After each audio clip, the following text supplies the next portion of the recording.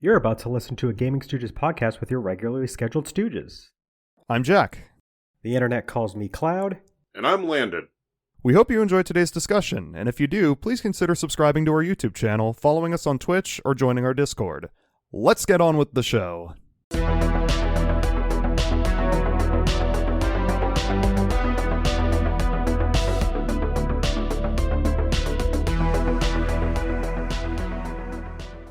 Hi, everybody.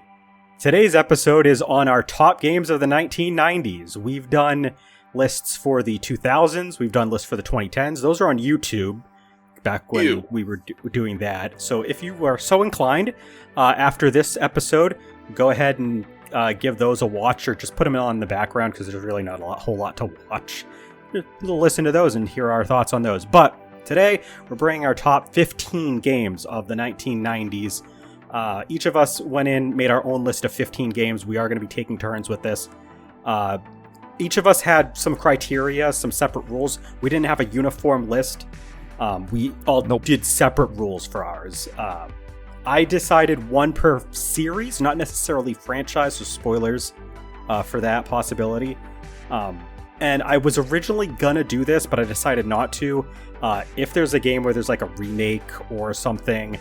originally I was like, I'm not going to put the original games version in my top list of the 1990s, but then that felt like it was arbitrarily taking games away that should be there, so I didn't do that. So even if like it appeared on a previous list through like a port or through like a remaster rather, or a remake, like you might still see something here. I don't care. I like the list better this way, so that's what I followed for mine. Jack, how did you do for your list? The one thing that I ran into when I was doing this list, or when I was like making games for this list, there was a couple of games where the Japanese release date was like late. I forgot to mention that. For me it was North American release. Yeah, same. There were some games like Mario Party 2 was one that I considered, which had a 1999 Japanese release, but the US release was 2000, so it's not on the list because we are not Japanese.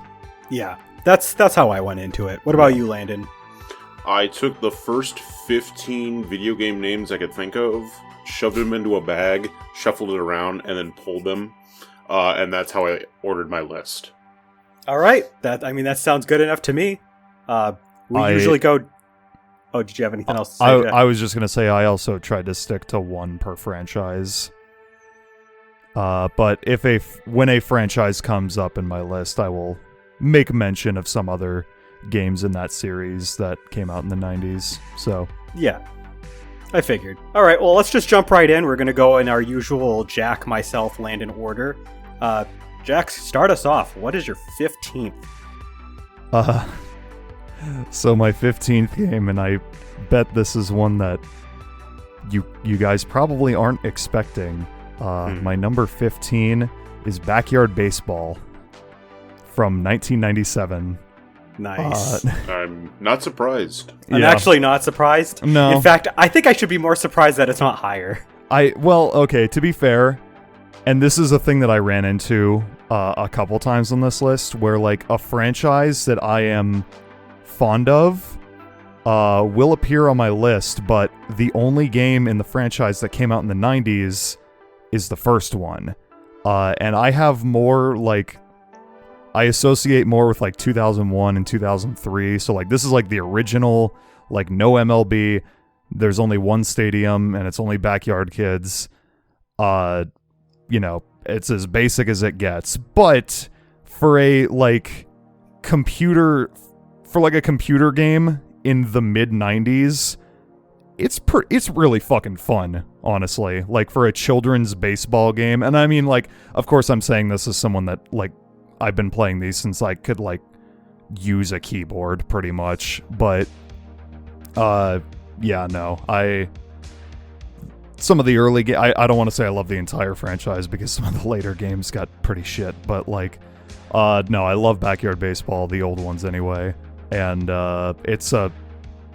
it has, I will say, despite lacking some features that would make the series, better, in the future, like the original cast of characters they have is like super interesting. Like every character is like super unique, and for the mid-90s, extremely diverse. Like there's a lot of like cultural representation in the Backyard Sports franchise.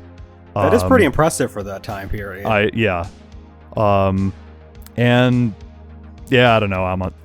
I mean, like it's baseball. They're fun games. I like them. Baseball. Thumbs my up. number 15 is Ristar. Rystar? Restar? It's a thing. Like nobody knows how to say it correctly. I don't. But no, Ristar for the Rystar. I think it's Rystar for the Sega Genesis / Mega Drive. I didn't play this originally when it came out. I played it because it was part of the one of the, I think, Sonic collections that they had during like the PS2 GameCube era. Most likely. Probably Mega Collection Plus. This game is fun as fuck, though. The scenery is groovy, really cool, colorful, poppy. Groovy. Oh yeah, it's groovy. The music is really nice. I like the gimmick where like you grab enemies and then you just smash them with your like star-shaped face. It's so cool. It's but yeah, no, it's cool. Cool like the ice level. There is an ice level, and that was one of the first instances of an ice level. I think that was the first instance. That was the original Oh Boy ice level. Yeah, we have like this bit where we always say "Oh boy, ice level," and it stems from the ice level of Ristar, which I don't know, man. This is just a really fun game with good music, good level design. I like that they use the stretchy arms that Rystar has to do platforming. You swing around stuff. You can hit enemies by like grabbing them. It's just they do a lot of really cool stuff with that gimmick, and like. I know that like 2D platformers in the 90s are like a dime a dozen, but really Ristar is like one of the best ones out there, I think. It just gets overshadowed by like the Sonics and the Marios and stuff like, and the Donkey Kong countries, but like, no, Ristar is super good. I really like Ristar. That's my number 15. All right, I've got my hat. Let's find out what it is. Oh boy. Oh. Are you literally pulling them from a hat? Sure. My first one is... See, there's like a list of games on this. My first one is Sonic R. It's the whole list on one little sticky note. Oh. That's really good. I like that. Podcast listeners, you did not get to experience that. It was so good. You really gotta watch the Twitch stream, which is in the dead of night for most people. So you really just... have to not have a social life or a job. Yeah. And then you can have one visual gag per podcast 2-hour podcast. Plus you get extra sponsoring when we do our... Yeah, we do our visuals. Sponsorship reels. Yes. Sonic R is... Well, first off, it came out on the Sega Saturn and for the PC. I specifically played the PC version. Sonic R is not a good game. It's not a great game. It's not a fantastic game. But it is a video game. And it came out in the 90s. It certainly is. True. This wouldn't be a list without Sonic R for you, though. It's true. But I put it at my bottom because I was like, it's not a good game. I just love it to death. Yeah. Cheese Whiz, can you stop? I'm talking. Thank you. Anyway, it's a racing game for Sonic. It's like a on-foot racing game. One of the few. There's the Sonic rival games as well. But it's also one of the first like racing games that's not the drift games. As someone that's played all three, the Sonic Rivals games and Sonic R, I think they're from like a conceptual level, and like for the most part, I still actually think Sonic R is the best one of the three, though. Which is kind of sad because the controls are, but there's 5 courses and there's... Can you stop it? All right. They all start with the letter R. Yeah. There's 5 courses, 10 characters. Yeah. And two of them... It's weird how many characters there are. Two of them are Sonic. Well, three of them are Sonic, because one of them's Metal Sonic. There's a fake Sonic. There's a robot version of Sonic, Knuckles, and Tails. Tails doll. Eggman's playable in it. So wait, there's not even 10 characters in it. Supersonic, Amy. Supersonic, Sonic, Metal Sonic, Dr. Robotnik, Tails, Tails doll, Knuckles, the robot Mecha Knuckles, Sonic. Amy. Egg Robo. Oh, yeah. Egg Robo, yeah. So there is 10. Yeah. Yeah, but the game controls like ass, but it's like cool because all the courses are pretty big and you can do a little bit of exploration to find all the collectibles. You can get all the Chaos Emeralds. Most of those characters, half the characters are unlockable by getting special coins and then beating them in a race. There's some cool multiplayer modes. The game needed more time in the oven. It really did. It could use a sequel or a remake. I will say, though, the one objectively great part about it... Oh, it's the music. The fucking soundtrack. I was literally listening to Livin' in the City this morning. Yeah, I'm like, goddamn, this song is so fucking good. Every song on the soundtrack is... Now, granted, amazing. there's not a lot. There's not a lot of songs on the soundtrack, but they are all S tier. Yeah. Yeah. Fantastic. So, yeah, it makes my 15. Hell yeah. Okay, so my number 14, excuse me. And I believe... yeah, it's the only one of its kind on this list, I suppose. Hey, it's Cheese Whiz. But not to get distracted by Cheese Whiz, which is very easy.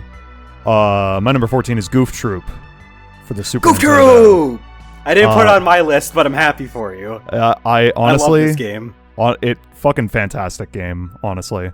And yeah, licensed game is what I was going to say, because there are a lot of pretty fucking solid licensed games from the 90s, and this is the only one on my list, but it's a fucking good one. I mean, it's like a 2-player Legend of Zelda type game. It's like watered down to like a basic level, but yeah, it's a puzzle adventure game. Yeah, it's like, but like the entire appeal of the game is that it's like 2-player multiplayer, and you like work together to solve puzzles and like defeat enemies and fight bosses and shit.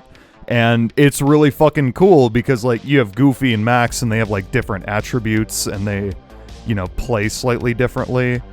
And shit, the music fucking rules.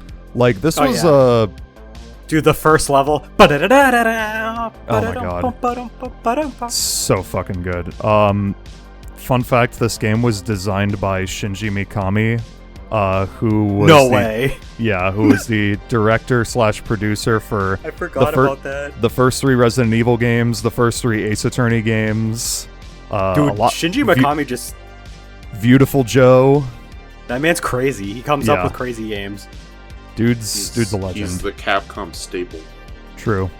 He is. But yeah, it's admittedly Goof Troop is like, it's not as good of a game if you're playing. Like, you do have the option to play with a CPU, but it's not the same. Honestly, you got to get a buddy, clear an afternoon, spend like 2.5 hours playing Goof Troop, and it's really fucking fun.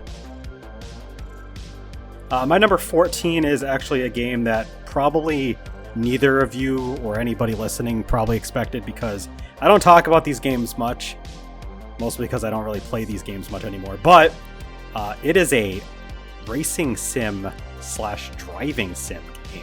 What?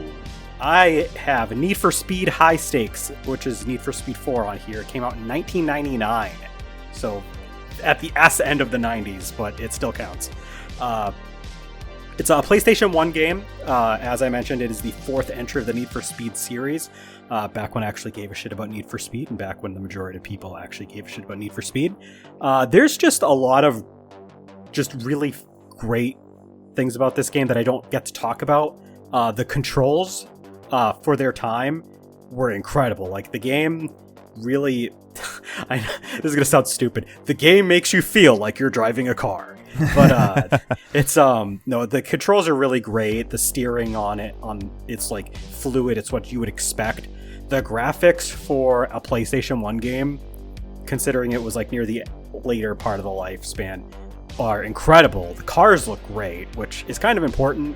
I don't think this game looks as good as like the Gran Turismos of the system, because Gran Turismo was like a technical marvel, but Need for Speed High Stakes still looks really good.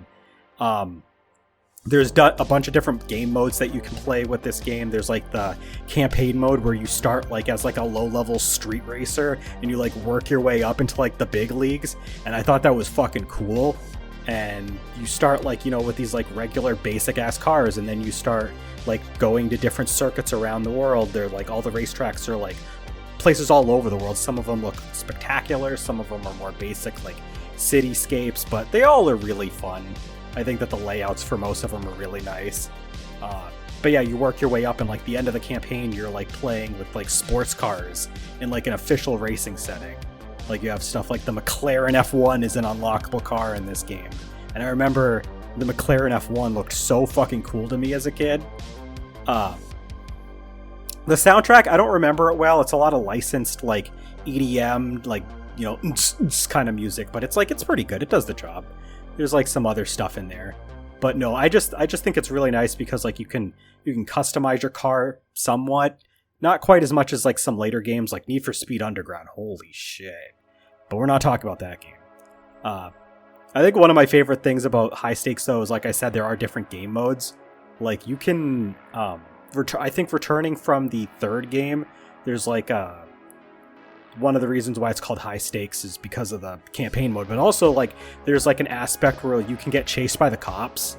And you have to like try to outrun them. And like if they stop you... It's been a thing in the Need for Speed games to like one of the modes is like you have to go against the cops, and I just thought it was so cool.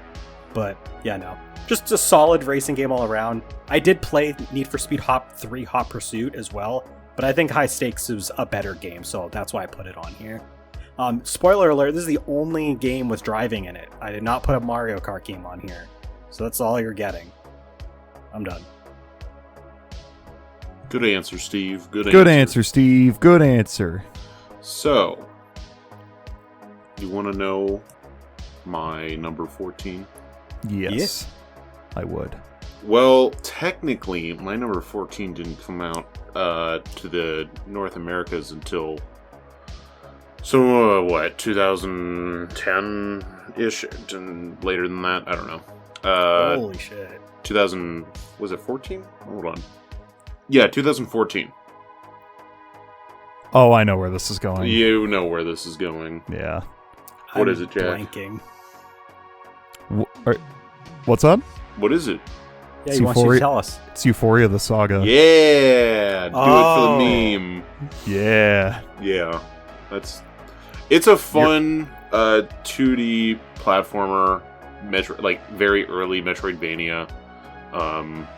Like retroactively, it's seen as a like a Metroidvania because when it came out, which was 91, like the subgenre hadn't been established at that point. But Euphoria the Saga is very cute. It's very fun. For an NES game, it is like graphically surprisingly like holds up really well. They use a lot of nice colors and everything in it. The characters are like all four of the playable characters are super funny in terms of like design and name, and the plot is just ridiculous. You end up beating up a giant space alien baby thing. I forgot about that. Yeah, it's funny. It's a game that we did a Let's Play of 1,000 years ago. One of our earlier ones, yeah. Yeah. And it's one Would Jack you say this Wilson. game is euphoric? You know, it's for the saga. It's true. It's true. Yeah, so I threw it on here because I enjoyed the game. And It's going to be my only NES game. Nice. I don't have any NES games on mine. Well, a lot of the good NES games. I have one. There's a very small. I already know. I have one. I already know which one it is. Yeah, but like the small amount of NES games. Kind of obvious. Yeah. Yeah. Actually, no, I lied. There's two. Oh, okay. Well, most of the good Might know NES the games other were one. prior to the 90s because that's just how it Yeah. was. Anyway, go ahead. All right. The NES. Yeah. We'll get there when it's. I'll say it when it's my turn. Go ahead, Jack. My number 13. I also have a single driving game on my list, but it's not a Mario Kart. To be fair, Mario Kart 64 was like an honorable mention if I was going to do those. I thought about adding Mario Kart 64 to my list, but I thought of better games, honestly. Oh yeah, there's a lot of competition. But do you guys know what it is? So it's also a driving game. Yes. It is a kart game. I will say. Kart? Is it Sonic R because Amy's in a car? No. Oh, well. I'll just say Crash it. Nitro Kart? No. Al got it. It's Diddy Kong Al. Racing. Oh dare you, Al. yeah, Diddy Kong Racing is a good pick too. Diddy Kong Racing released in 1997 for the Nintendo 64. I love Diddy Kong Racing. I so want this on the Nintendo 64 online. Please, God, Nintendo, put it on with online multiplayer. It would be so sick. It would be. And I really don't see why they can't. It has to be like because Conker is in it, right? Because they already have Banjo-Kazooie on the... Yeah, but the thing is like, that should be like the easiest layup. They just call up Phil Spencer. They're like, yo, can we put Diddy Kong Racing on the Nintendo Switch Online? And then Phil Spencer will probably be like, can I have some money? And they'll be like, yeah, sure. And then they do. And then that's it. Well, that's the thing for Nintendo. It would cost They probably them don't want to give money. up the money. Yeah. They probably don't want to give up the money. But... Be like no, $10. Come on, do it, Nintendo. Diddy Come Kong on, Reggie. Racing... Come on, Reggie. Diddy Kong Racing is a fantastic kart racer, but also like I'm blanking on like boat racing. Hovercraft. Yeah, there's like Hovercraft. rocket propelled rowboats. I was and blanking on the name like, hovercraft. planes. But yeah, carts, hovercrafts, and planes. Oh my. Oh my. And it has aged remarkably well for being a Nintendo 64 racing game. Like, I think it's way fucking better than Mario Kart 64. There's a ton of tracks in the game. It has an actual campaign mode. Yeah, with like missions and shit. It has like a story. There's a final boss, which I think someone once... I saw someone once compared, fucking, what's his name? Wizpig? Yeah, Wizpig's final boss theme to Streetlight Manifesto, and I'm like, yeah, kinda, actually. But Al says he likes the overworld. The overworld's really fun to also, traverse. music by David Wise in that game, of Donkey Kong Country fame. Yeah, no, I've pretty much said all I need to say. Yeah, this game is absolutely slept on. Yeah. If you like kart racing games and you haven't played Diddy Kong Racing, holy shit, do yourself a favor. Just emulate it, honestly. But I have never played the DS version, but I started playing it. I assume it's good. It's the thing that it suffers from is it's a DS game, which means that you need to use a D-pad. So even if you use a circle pad, it's not calibrated properly like an actual control stick. Like the N64 has. Which is like... other than that, it's fine. It's good. Which would be fine if it was just a kart racer, but it has the flying too, and that makes it kind of... Oh yeah, it makes the flying hard as fuck, dude. I could see that. I would say, yeah, no, just emulate it until they put it on like Switch Online. Play the actual N64 original. Yeah. But yeah, thumbs up. Great game. So my number 13, as I was alluding to, is an NES game, which means there is 2 NES games on here. It's so the funny thing is Landon mentioned most of the NES catalog did come out late 80s, but because of how popular the NES was, they actually had quite a few games into the 90s. Like, they had games halfway through the SNES's lifespan, which is really weird. But my number 13 is Mega Man 4. Okay. It was a toss-up for me between, like, Mega Man 4, Mega Man X, because, like, Mega Man X is a really good game. The problem is I haven't gotten enough experience with Mega Man X. I've played it a few times, but I've never, like, sat down, played it through to completion. And I've just always been, like, a classic Mega Man kind of guy. I'm not, like, the biggest Mega Man fan out there. I passingly like Mega Man, but I like the classic games. So you're Mega like Man into 4. tea and crumpets, and Jack's into like extreme sports and Mountain Yeah, Dew. pretty much. I'm surprised you would pick 4 over 3, though. Yeah, and I'm going to explain why, actually. Thank you for pointing that out. I thought about Mega Man 3, but there's a problem with Mega Man 3 that I think Mega Man 4 does way better, and that is just the balancing of just the overall game structure after the Robot Masters. So the Robot Master stuff is always the same in every Mega Man game. You can choose whichever order. Learning their levels is fine. All of those are fun. Mega Man 3 makes you go back and replay the older levels in order to do this other extra bullshit with like the dock robots and stuff like that. And you have to learn new weaknesses and stuff. Like, I don't care about that. Mega Man 4, though, introduced the concept of 2 sets of castle at the end of the game after the Robot Masters.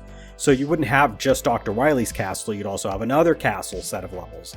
And in this case, it was Dr. Cossack who was supposed to be the supposed antagonist, but then it turns out it was Dr. Wily, because it's always Dr. Wily. Big shocker there. But I generally just do like the Robot Masters a little bit more in this game than the third game. The third game had some good Robot Masters, but like Toadman is iconic for being stupid. Pharaoh Man is really cool, and in the show, he just punches Mega Man in the face and doesn't give a fuck. Now I've got your power. Fucking Pharaoh Man just goes bop. Pharaoh Man knew how to fucking mess around. I'd love to point out how the Wikipedia page for Mega Man 4 has a picture of gameplay where the player is fighting Toadman, but he's not just doing the thing where he just like slides underneath him and shoots him and slides underneath, because Toadman is the easiest boss in the entire franchise. Oh yeah. But yeah, there's just a lot of fun stuff. I like the Cossack castle and the Wily castle in this game. They're both a lot of fun. I think that the weapons are pretty well balanced. I mean, they're not the best set of weapons in the series, but I mean, I think they're still some of the more fun ones. Music's great. I generally think that the level design is a lot of fun. Just pretty easy to, get into the groove and use your different abilities to traverse them. I know that, Rush is in this game. He was introduced in the third game, so you have, like, options to, like, traverse the levels, which make it really, like, open-ended, despite it being a 2D side-scrolling game. So, yeah, it's just one of my favorite Mega Man experiences. And even when I go back and I, like, really want to play Mega Man, like, 4 is one of the first ones that I think of. I'm like, do I want to play Mega Man? And then I'm like, I kind of want to play Mega Man. And then I'll kind of usually go down to, like, 2 or 4 or something like that. So, yeah, it's Mega Man. That's all I gotta say. So my number 13 sort of sits in the same situation as Jack's Backyard Baseball, in that it's an entry that I enjoy, but I enjoy other entries like probably a little bit more. But this is the one that came out in the 90s. It's like gotcha. The best of it. Mm-hmm. Age of Empires 2, The Age of Kings. Oh, okay. I did not see this one coming. Oh yeah, no, You never talk about this. I love the Age of Mythology, Age of Empires games. Like, I spent a lot of time playing those when I was younger. Age of Mythology was probably the biggest of the Age of games that I played, but that one was 2000s. But Age of Empires 2 came out in 99, and it's a blast. I mean, they're just like real-time strategy games where you build an empire and then you try to conquer the other people around. So if you know what a real-time strategy is, like, it's that. They have story campaigns, which I usually didn't do a whole lot of. I usually just did exhibition matches against CPU. Like CPU people. I usually did, like, I don't know, like me and 3 other countries bidding for wars and stuff. But yeah, Age of Empires 2 is, I feel like, a lot of fun. It's a little crunchy. Definitely, I think there was a re-release. There was a re-release a couple years ago, and I hear that one is pretty good. But I have not played that one because that one is for, like, I think Xbox One or something. Oh, yeah. Yeah, and I don't... Ew. We already know our stance on Microsoft consoles, but folks, We talked about this. they're trash. Don't look at them. I mean, you can have one, that's fine, but just don't look at it. You'll get dust on it, and your eyeball cheese. If you look at a 360 funny, it will red ring. And your Xbox One will get caked in, like, dirt matter if you just breathe near it. Yeah. But yeah, Age of Empires 2, solid game. Always love it. Cool. Let's move on to our number 12s. My number 12, So, there was a couple of franchises where I had to, like, look at, you know, all of the games that came out in said franchise, and had to think about, like, which one of these do I like the most, you know? Because I'm trying to stick to one per franchise to have a fair amount of representation on my list. And so we're here at Zelda. Oh. And I thought about it. And I thought about it, and I'm like, man, I hate to say it, but I think Ocarina of Time is my favorite Zelda game that came out in the 90s. I'm sorry for your loss. I know. That's fair. I know. It's so bad. It's not that bad. It's awful. I played it. I know. You didn't I know have you to did. play it. I know you did. Yeah. No, I mean, like, Ocarina of Time, it is my famous line, it hasn't aged the best. But yeah! yeah, say the line, Jack. It hasn't aged the best. We should donate $5 to a charity of Al's choice every time you say the line. God damn, it's like a swear jar. Yeah. But no, Ocarina of Time, it's objectively a really well-designed game. It's an iconic game.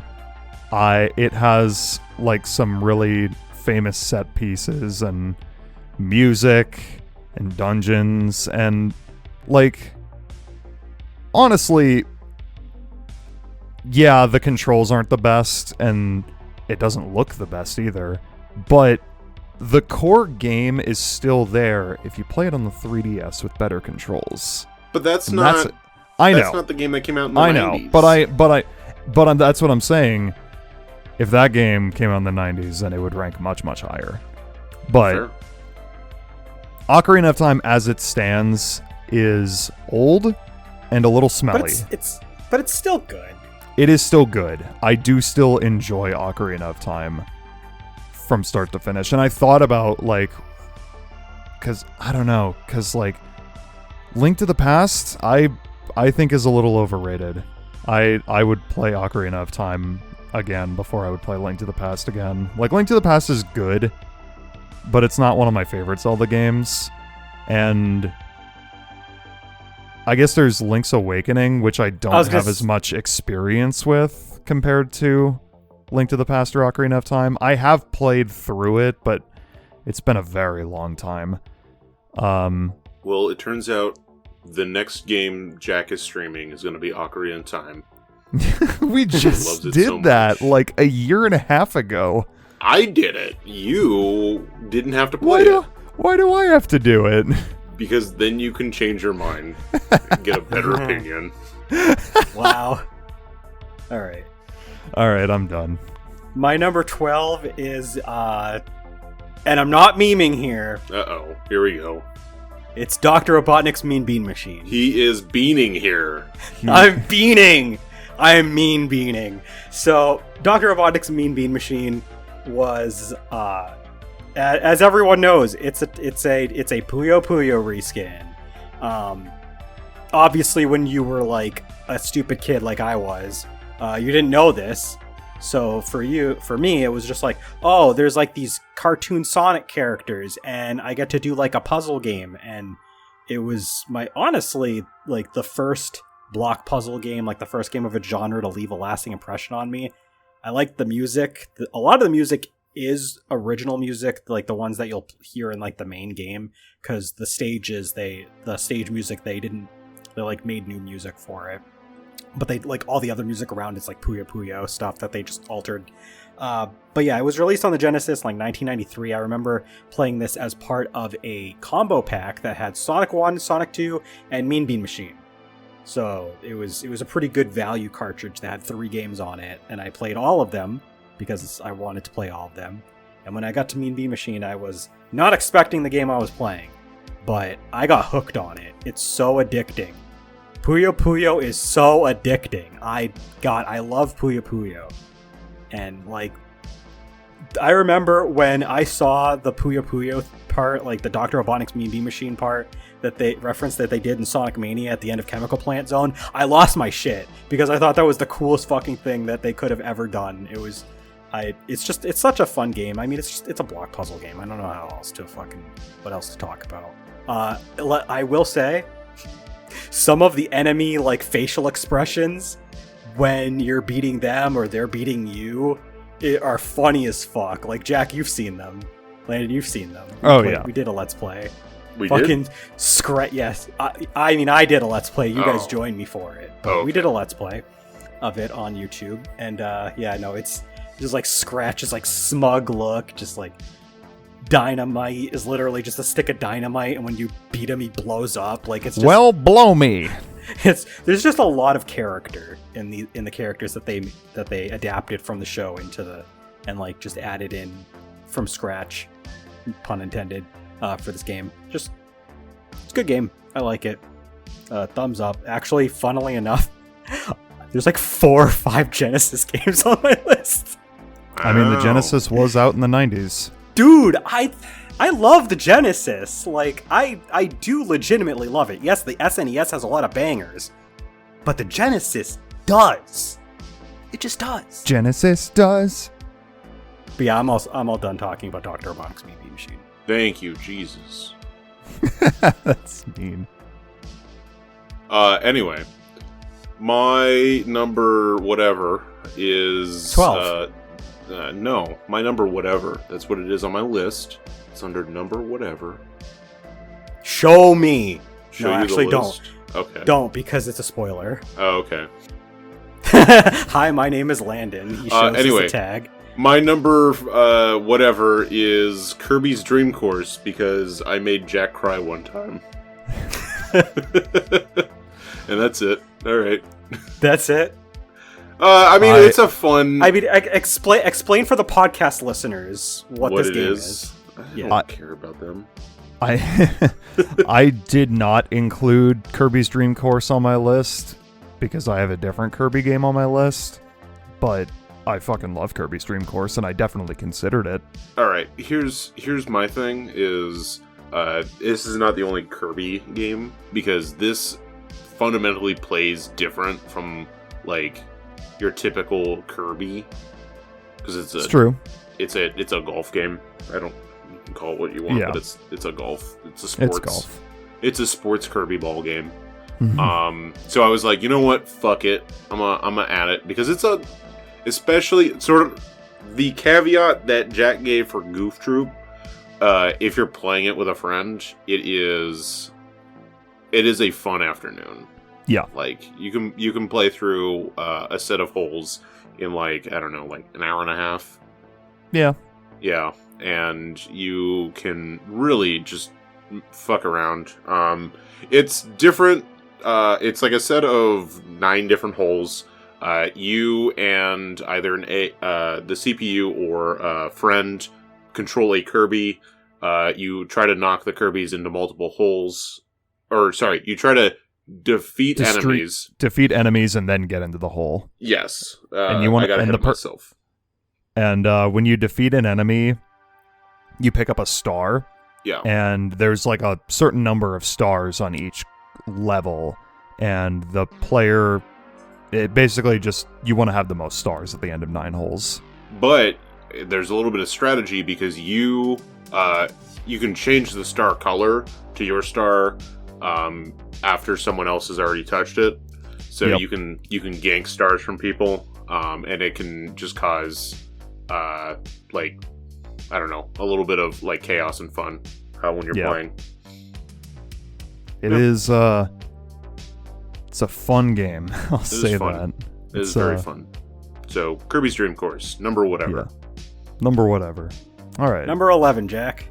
My number whatever, 11, is yet another example of, God, much better games came out after this one, but this was the only one that came out in the 90s. My number 11 is Tony Hawk's Pro Skater. Wow. The first one, which is, I mean, if you would put like every Tony Hawk game up to like American Skateland, not American Skateland, American Wasteland, excuse me. So pretty much like the first 4 Pro Skater games, Underground 1, Underground 2, and American Wasteland. This is like my least favorite of those 8 games, but it's still like among the original like golden era of Tony Hawk games. It's a little bare bones. It's there's no balance meter. There are 12 songs in the soundtrack. I don't remember how many levels they are. I will say there's like probably 7 or 8, but like they're all really fucking good. Like the levels are fantastic. And like content wise, it's pretty much just you play through the levels and do the set number of things that you can do within a 2-minute time period. It does have multiplayer too, where you can just like fuck around with a friend and play things like Horse, which is the best multiplayer game in any Tony Hawk game. Which is like basketball horse, except it's skateboarding and you have to like keep outdoing each other by point total. Oh yeah, I remember playing that mode a little bit. Yeah, and I don't know. I mean, like, again, there are better Tony Hawk games that came out after this, but this is the only one that came out. It's a solid start. No, it's still a great game. Hype it up, Jack. It's on your list. It is on my list. This game sucks. I will say, I mean, the best way to experience... I mean, it's kind of like Ocarina of Time, where, like, the best way to experience it is through a remake that came out later. But... which would rank much higher on this list if it came out in the 90s, obviously, but no, it's still a great game. The soundtrack, I mean, despite how short it is every song in it fucking rules. You got Goldfinger, you got Primus, you got Dead Kennedys, you have Suicide Machines, you have the Vandals. It's, yeah, good shit. That's about all I got. Okay, I was just making certain... I didn't get wrong information before I mention it. My number 11. So I want to just go in before I mention this and say that there are so many good games that did not make my top 15. There's like, I played a lot of 90s games. I played a lot of games from the 90s. I had a lot of competition. I could have gone with like 5 or even 10 honorable mentions. We just didn't. We decided not to do honorable mentions. But let's be assured that if there's anything that's oddly not on my list, it was probably close.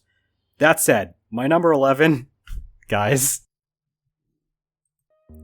Is it Toho? It's Toho. God damn it. There's the fourth game in the series, Toho Gensokyo Lotus Land Story. You made that one up. Specifically. I did not make that one up. It was released in 1998 for the PC-98. This was before the Toho games were Windows games, by the way. But it came out on the PC-98, and it was only the second of like the actual shoot-'em-up Toho games, like the Toho games as we know them, because the first one was a Breakout clone. The second one was a shoot-'em-up, like a regular shoot-'em-up. The third game was a versus shoot-'em-up. So like Yeah, no, I know Mystic Square is like also like, which is the 5th game and also released like in the same year. So Zune was like hard at work on these games at the time. Is also highly regarded, but I just prefer Lotus Land Story.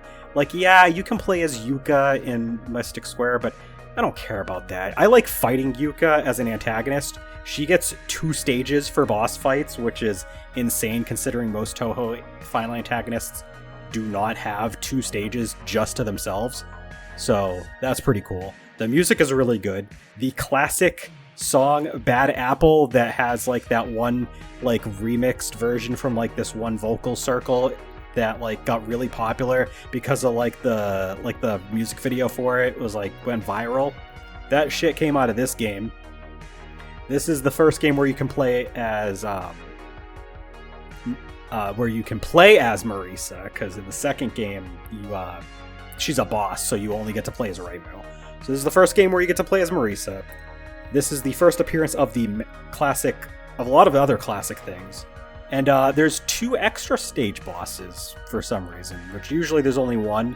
It's kind of weird because most of the time the extra stage has like a mini boss and then a boss, but no, this game it's just like, nah, you can have 2 extra stage bosses as a treat. And they're also really like iconic bosses in Gengetsu and Mugetsu. They're like these like sister maids, and they're insanely powerful. But yeah, no, just a lot of staple stuff that came from Toho actually really started. This is also the first Toho game where you can actually like make yourself slower and go into like a focus mode. Because in the first game that did the shoot 'em up formula, you couldn't do that, which was really dumb because the bullet hell and not being able to slow your movement is really hard. So yeah, no, just a lot of classic staple stuff in the Toho series actually started with Lotus Land Story, and if we didn't have all those advancements, we wouldn't have Toho the way that we have it today. So, I mean, I did a tier list once, and like it was in like my top tier of Toho games. I actually like it that much. It's really good. It's just slept on because it's not a Windows game, but yeah. You know what? Since we're in a shmup mood, I'll throw a shmup on the list. It's not a shmup, is it? Or is it actually a shmup? I don't know. You tell me. Wait a minute. What? Is it Star Fox? No, fuck that. That's gross. It's Aerial Assault. What? Aerial Assault. Oh. Interesting. It was the version specifically that I played is the Game Gear one, which came out in '92. It also came out on the Master System, but you play as a jet fighter, and you like it's a side-scrolling shmup. Okay, I did not play this. Probably not. It's a fairly like I don't know niche shmup. Like I know shmups are by design like a lot of them are pretty niche unless you're like super into it, except for Ikaruga. But yeah, it's like you're just fighting like jeeps and jets and choppers and shit. And if you actually play on easy, you can't beat the game. It's funny. Yeah, a lot of shmups do that. Like the early Toho games until I think like Toho 7, they like lock you out of the last stage or some other shit if you pick like the easy difficulty. Mm-hmm. But Shmups hated people back then. It's super fun, and I like it has the graphics on it, even for like the Game Gear version, are like surprisingly well done. I might stream it at some point That'd be kind of cool for the channel. It's something do it that as like I a just do break in between games. Yeah, something like that. It's definitely a fun play. All right, so that was our first 5 entries into the top 15. In the top 10. My number 10. One more thing before I just wanted to slightly amend one thing I said earlier. The Tony Hawk's Pro Skater 1 soundtrack does not have 12 songs. It has 10 songs. That's so worse. It is even fewer than I thought. But still, all 10 songs on it are great. My number 10 is Earthbound. That was a game I wish I could have finished, because that could have been on my list, but Earthbound is... I mean, I don't know. It's hard to say... It's hard to just talk about Earthbound and say, like, what makes it great, because it's the kind of game that I feel like you need to, like, experience to, like, really get it. So it is an RPG, but it is so unconventional. And that's what makes it good. Yeah, exactly. I mean, you're not a brave hero. When's that stream? One day. You're not a brave hero going on this, like, epic quest to save a kingdom. Like, you're a kid and you're going with your group of friends to... you're going somewhere. I mean, it's really... I mean, eventually it ends with you killing this, like, nightmare demon spawn, but, there's a lot of shit on the way there, too. And it gets weird. Earthbound is a strange game, but in a good way. It's... Looking back, it's amazing that a game as weird as Earthbound was localized. It seems like... I mean, it's easy to say in retrospect, like, oh yeah, Earthbound has always been around, but, like, Earthbound is a weird game. And it's... Yeah, no, a game coming out like that in the mid-90s, to an American audience, no less, is so, like... It's become a cult classic. Yeah. And it's... Like, the music is phenomenal.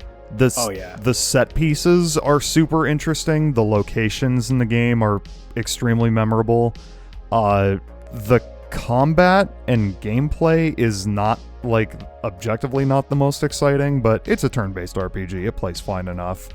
The reason why the game is as impactful as it is because of the way its unique sense of style and the way it presents itself. I was going to say, sometimes a unique presentation can really bolster a game, and I think this is what Earthbound excels at. Yeah.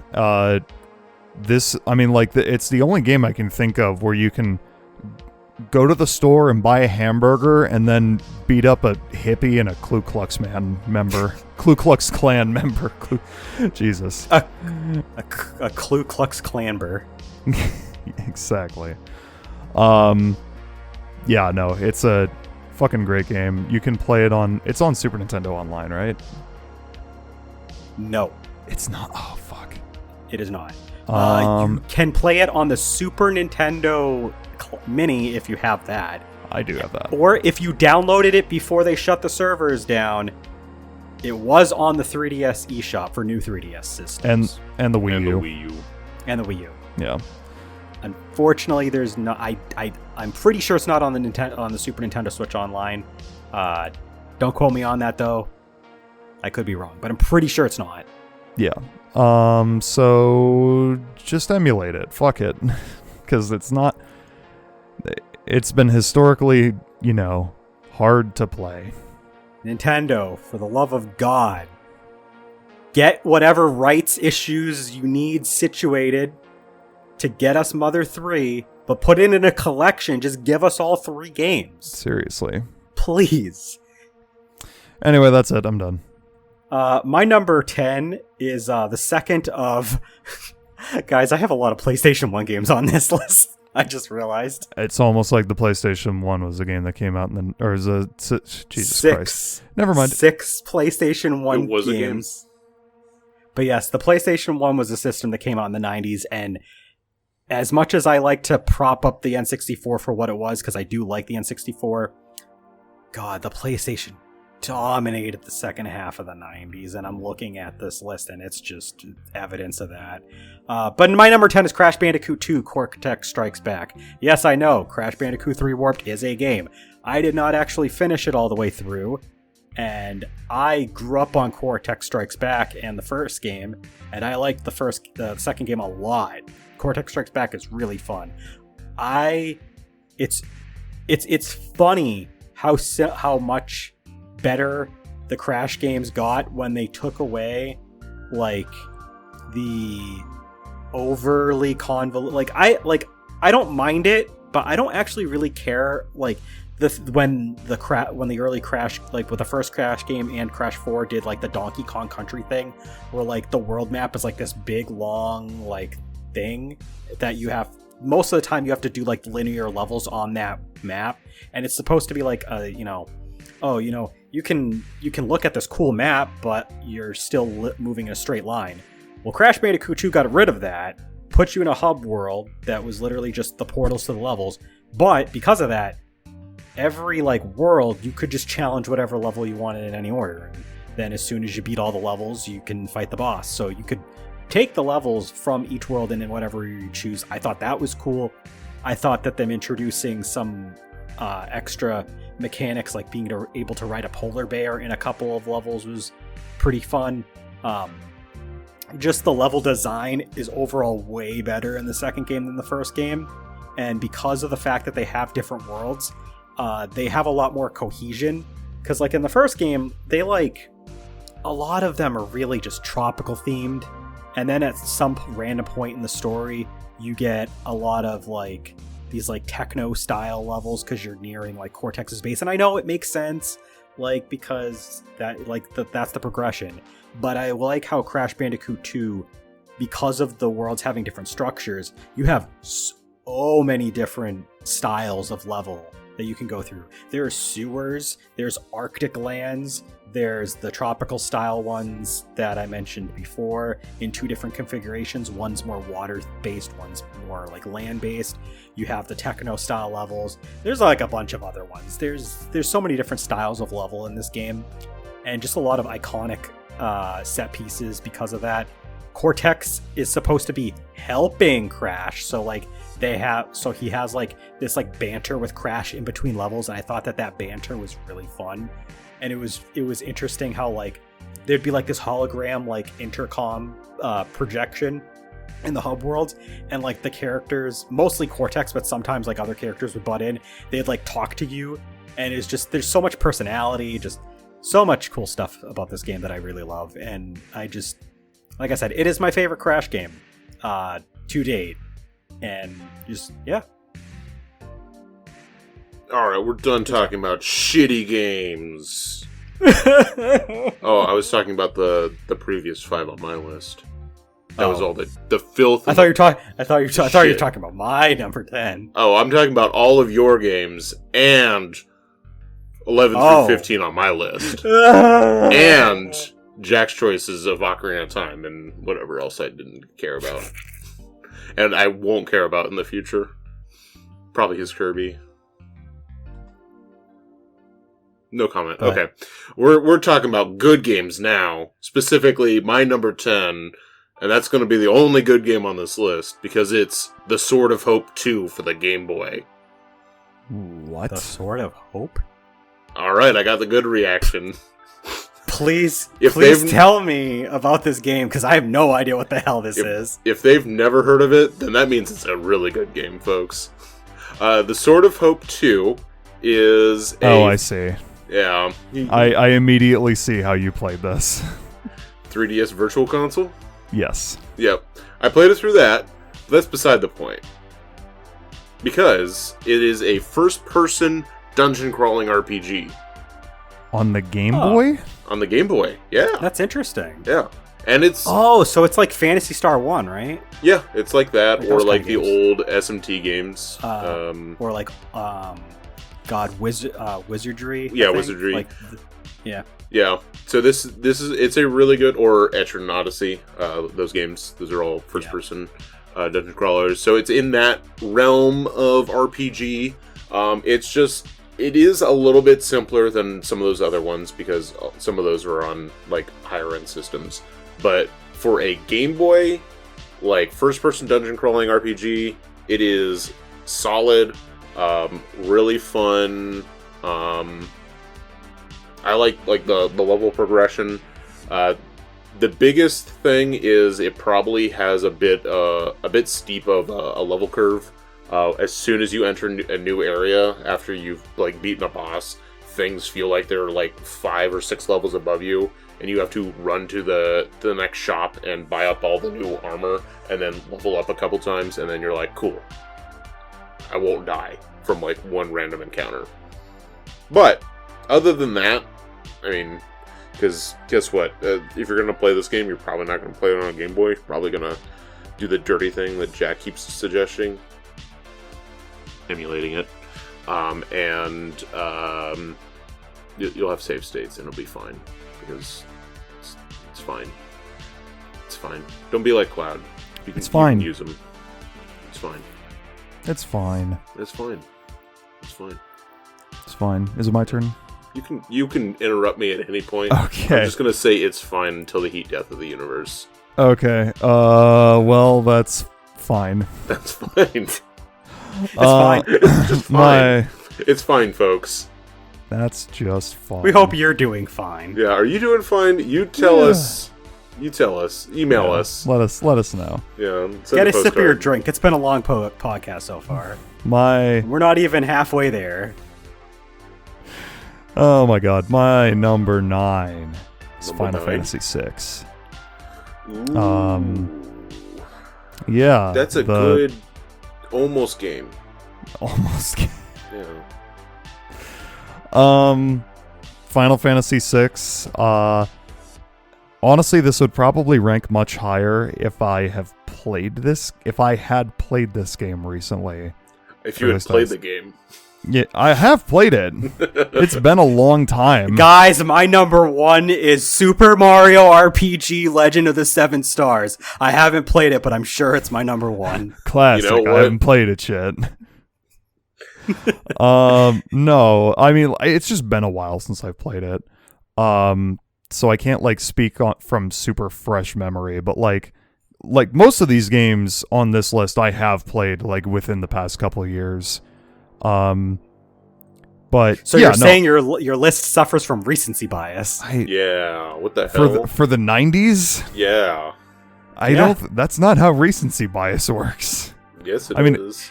Whatever. It can for you specifically because you played most of the higher up games on your list more recently. That is true. I guess. Got 'em. Yeah, I don't haven't know. played Age of Empires 2, The Age of Kings since the early 2000s. Fair enough. So, there you go. Go on, Jack.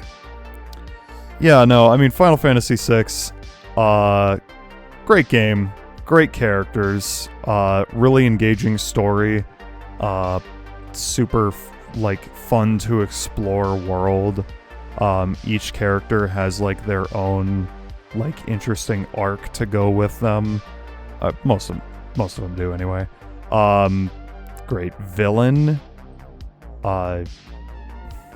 You can I'm trying suplex to- a bus or a train. Is it a A train? train, yeah. It's a train. Thank you, Sabin. Yeah. Very cool.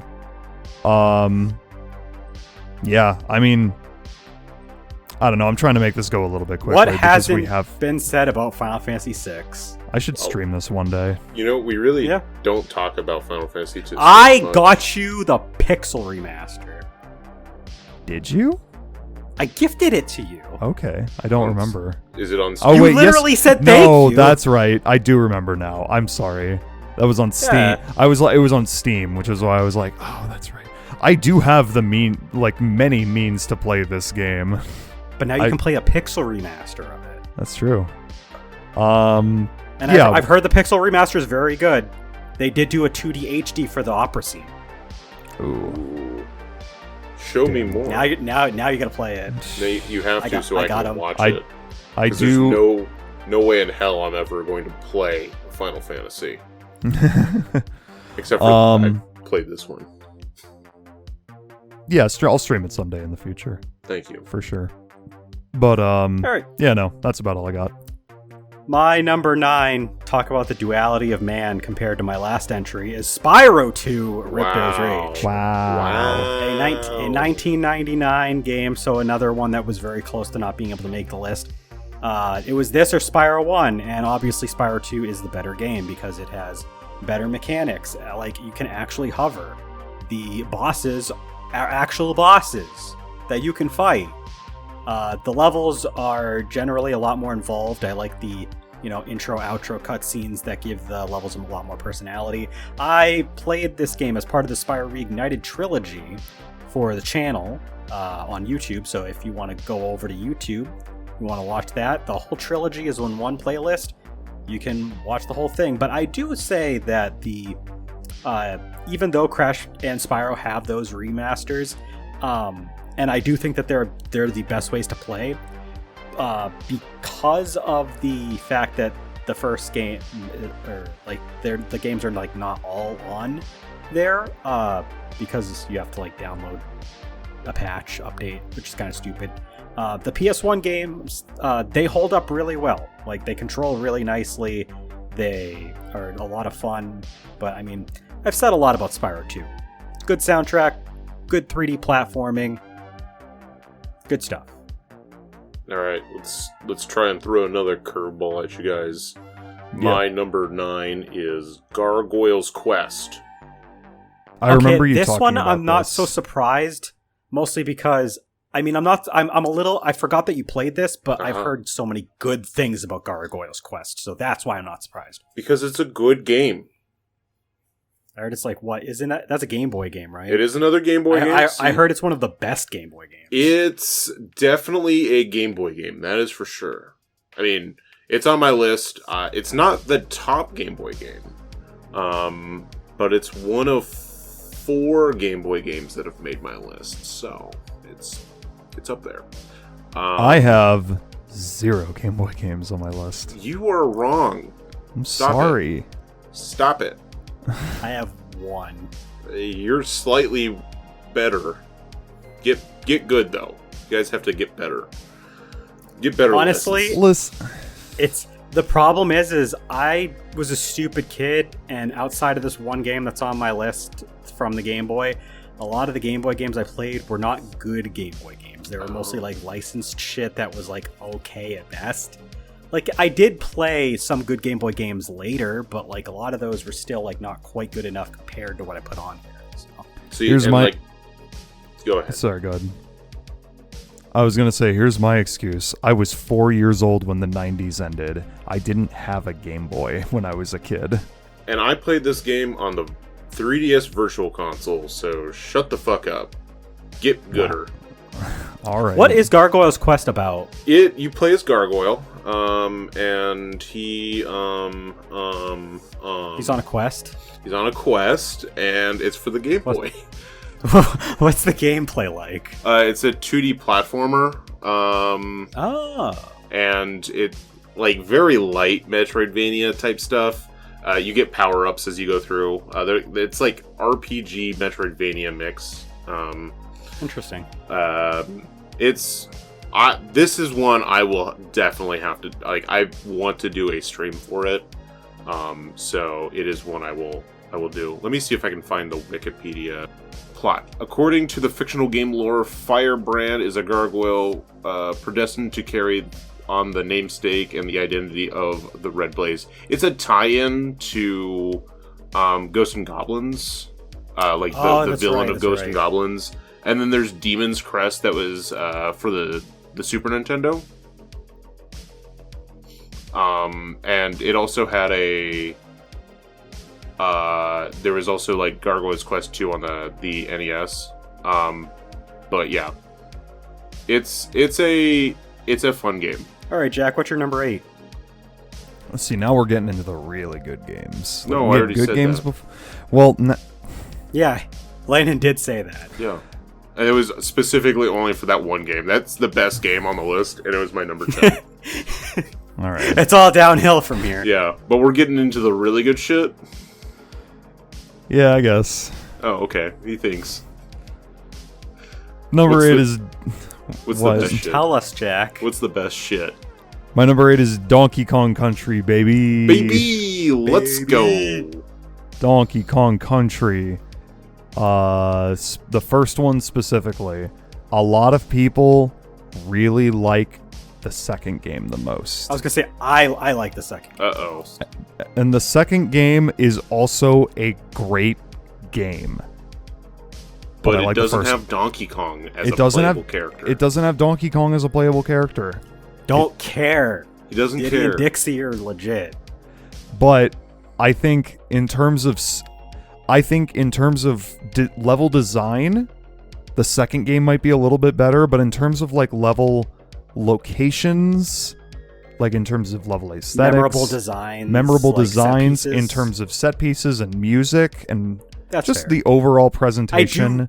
I do remember Donkey Kong Country 1 better. I prefer the first game.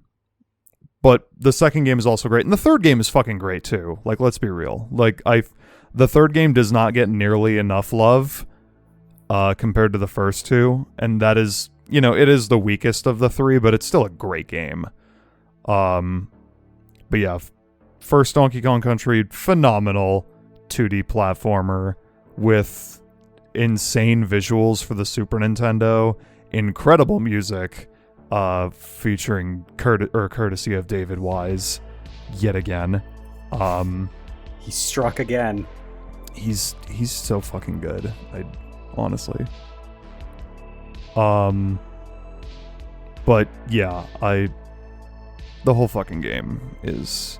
You didn't get to talk about him on the soundtracks. Video game soundtracks podcast, huh? I didn't.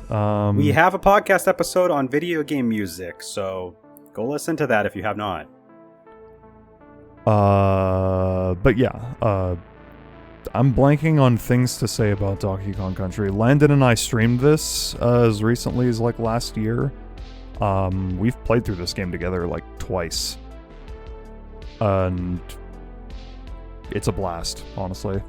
My number 8 is the obligatory Pokemon entry on this list. Nice. Wow. Yes. It's I put Pokemon Yellow specifically. Gross. It could be Pokemon Red, Blue, Yellow, but I put Pokemon Yellow because it fundamentally is a more polished and better product. But I mean, they're all basically the same game, so it doesn't really matter. But the Gen 1 Pokemon games, Jack, say the line. Haven't aged the best. Yay! But yeah, no, they haven't aged the best. And yes, I know, I put the remakes in my top games of the 2000s. I don't care. This was the start of me playing Pokemon. And it really wouldn't feel right for it to not be here just on the technicality that I have the remakes in the other list. They had to be here somewhere. Surprisingly only at number 8 though, which means that the competition is getting pretty fucking stiff. And especially since these are pretty bad games. Wow. Fuck you. But yeah, no. Pokemon Red, Blue, and Yellow, for their time, are crazy good games for the fact that they managed to fit all of what they do on a simple Game Boy cartridge. That's a tiny amount of space. And they managed to fit this immersive game at the time where you could have this big open world to explore. You could build a party of 6 party members with dozens of different possible creatures, which is not unheard of. It's a thing that's been done before, but it wasn't done the way that Pokemon did it. And it was such a tangible thing. People will be like, oh, it's just rock, paper, scissors at the end of the day. Yes, I know it's rock, paper, scissors at the end of the day, but it's extremely complicated and well thought out rock, paper, scissors, if that means anything. Probably doesn't, but Pokemon Yellow specifically touched up a lot and fixed a lot of the bugs. They fixed a lot of the weird, yes, Gen 1 gets memed on for its sprite quality. If that's a problem for you, then just play Pokemon Yellow, because all the front sprites are closer to the anime, so they look more consistent. But I mean, even then, just the fact that Pokemon Yellow, in America at least, because in Japan this was not the case, they did manage to take advantage of the Game Boy Color if you're playing it on that. So you would have different colors for the different cities that you could go to. If you went to Pewter City, it was a kind of pewter color, which is just a cool touch. But it's Pokemon at the end of the day. I like the music. I like the combat system of Pokemon, traveling around, all that good old jazz.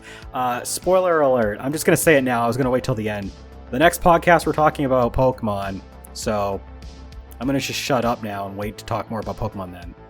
But now we don't have to listen to that podcast because you spoiled us.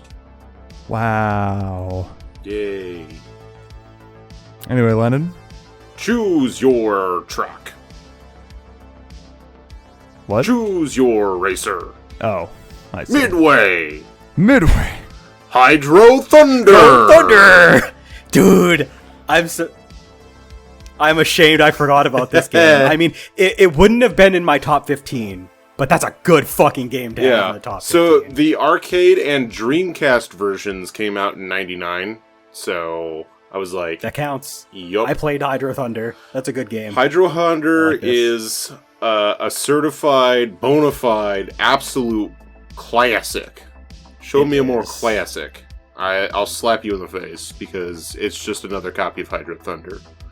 For those How are the water physics in this game so good? It's so good. For the uneducated, because I'm about to educate you so you can be on the correct side of history. Whatever that means. I don't know. Hydro Thunder is a racing game where you are in a water vehicle. AKA... It's like speedboats. Like a speedboat type thing. They get a little crazy looking, so, you know, it's what it is. But it's just an arcade racer. You just try to drive through the checkpoints to keep the time going. Try to get first by the end of it, baby.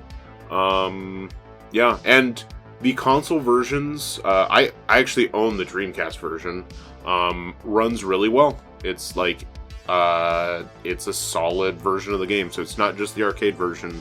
If you have the if there's one thing Sega knew how to do 64. right, it's arcade ports. Yeah. Well, the 64 version's also pretty solid too. That's true. Yeah. But the Dreamcast version, excellent. Get yourself a copy of Hydro Thunder, slap it into your Dreamcast or whatever. Go buy the arcade machine and just play it. Like, it's... To this day, I will say Hydro Thunder is probably still the best racing game I ever played from an arcade cabinet. It's so good. It's definitely one of the most memorable for me. That's for sure. Me too. Yeah. I agree. Hydro Thunder. Hydro Thunder. All right, Jack. Top that. What do My you number got set. better than that? What do you got that's better than that? I can't. I There don't. you My number 7 is go watch that LP, go watch that stream VOD. It's Kirby Superstar, baby. Yay! Yay! That's a good game. Yay. Kirby Superstar is a fucking great game. Hey, you know what? I'll just do mine. Because mine's another Kirby game, but it's not that one. This is Dreamland 3. It's Dreamland 3. Yay! Yay! Go watch that. Actually, don't watch that Let's Play. That's old as fuck. That's gross. No, go back and watch it. It's actually it still gets views somehow. Anyway, Kirby, yay! Kirby, yay! All right, Cloud, you got a Kirby game? No. You were contractually obligated to put a Kirby game in your number 7 spot now. Whatever it is, I don't care. Just erase it and put a Kirby. I'm not taking my number 7 out for Kirby. As much as I like some of the Kirby games, even from the 90s, I'm not taking my number 7 out for it. Well, we're just gonna plug our ears and go la la la, and we're just gonna hear Kirby. We're gonna plug our ears and sing the theme song to Kirby right back at you. So, I guess that's what I'm going to do now while you guys talk about Kirby, is plug my ears. Wow. I was done. Go ahead. All right, talk about Kirby. Okay. Kirby Superstar, I've talked about this game so many times, and I've Let's Played it and streamed it. Kirby Superstar is one of my favorite Kirby games. It's like top 3 bare minimum.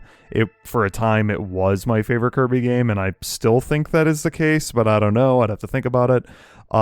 It's got multiple game modes which have their own little individual stories.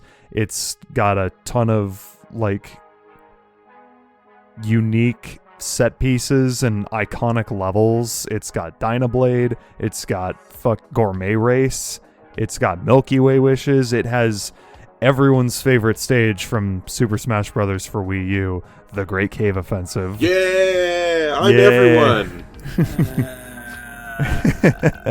Honestly, that's like the one thing I don't care for in Kirby Superstar is the Great. Like I've played the Great Cave Offensive, and I'm like, I think it's fun. It's a little too long, but I think it's fun.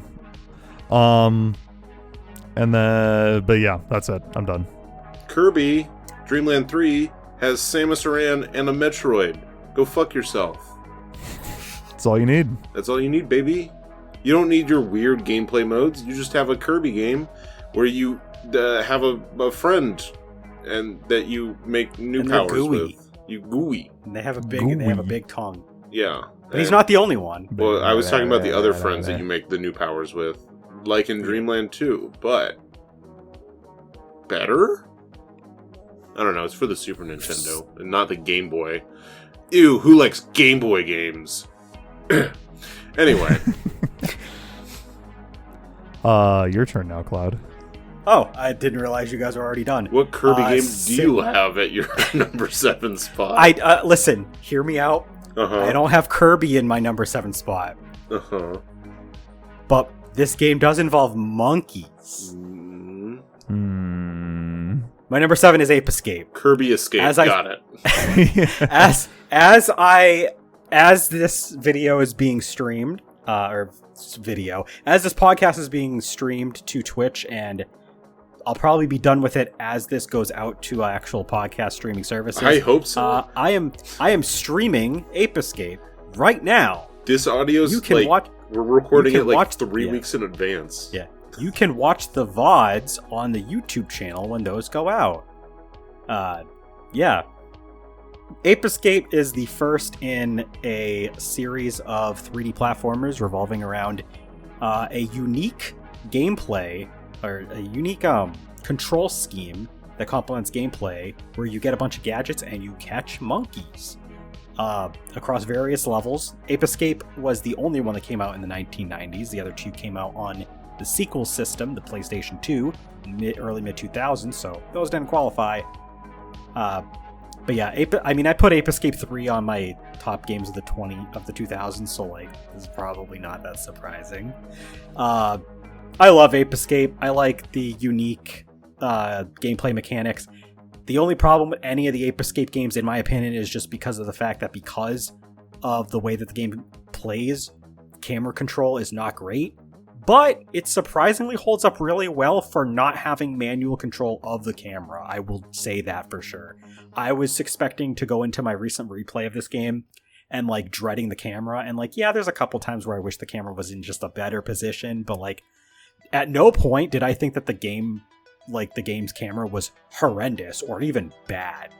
And that's because I think the level design in this game is just incredible across the board.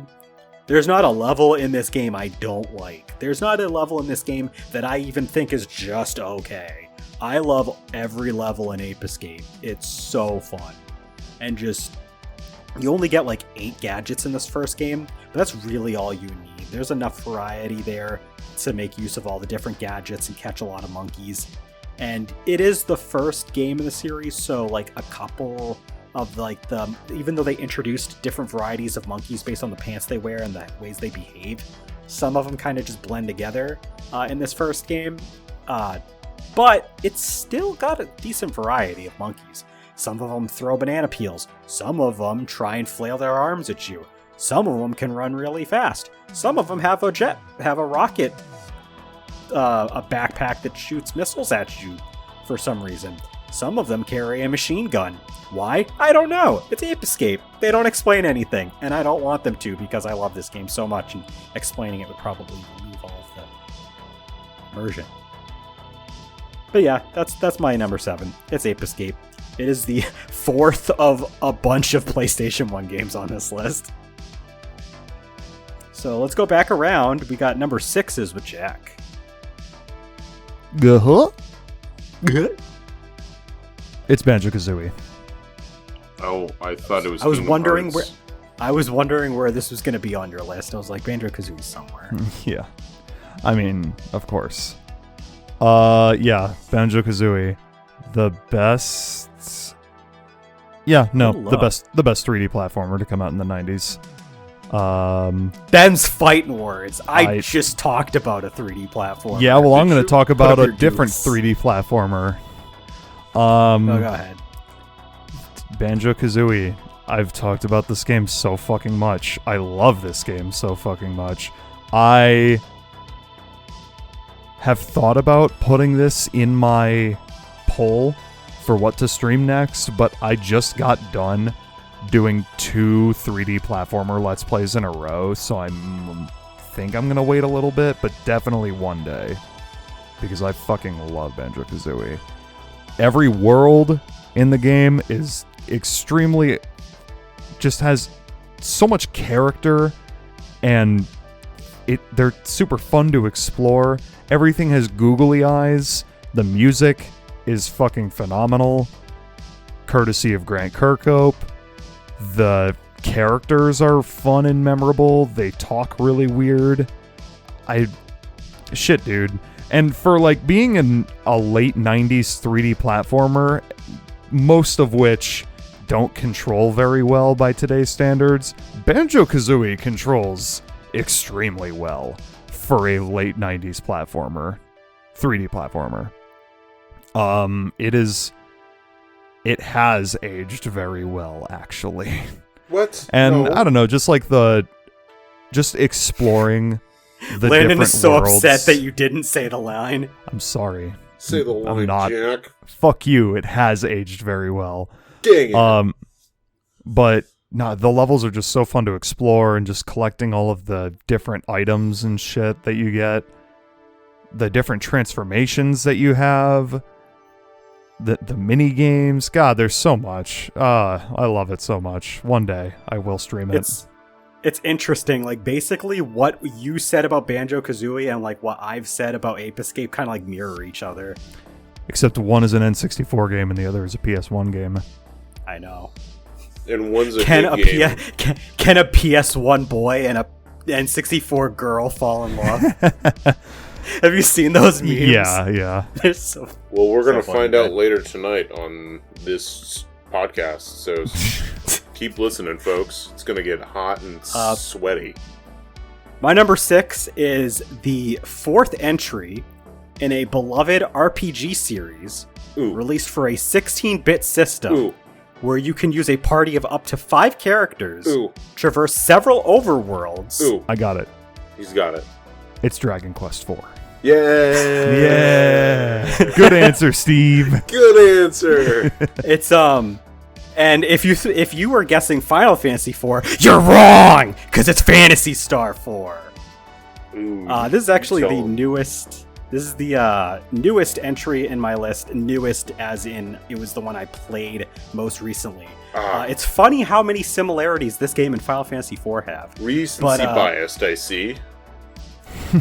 Hey, this only managed to get number 6, but considering I put this game above Ape Escape, I put this game above Pokemon Yellow, I put this game above a bunch of other games, I obviously think very highly of this game. I haven't actually been able to talk about this game all that much yet, though, because this is the first time this has appeared in a video. Phantasy Star 4, you start as like kind of just a lowly cadet who's working just kind of as like in like this like academy, and then he has to go investigate. There's like a basement and there's some like weird alien monsters, so he fights them, and then it turns out that some weird big shit is happening, and it basically evolves into an epic sci-fi fantasy RPG.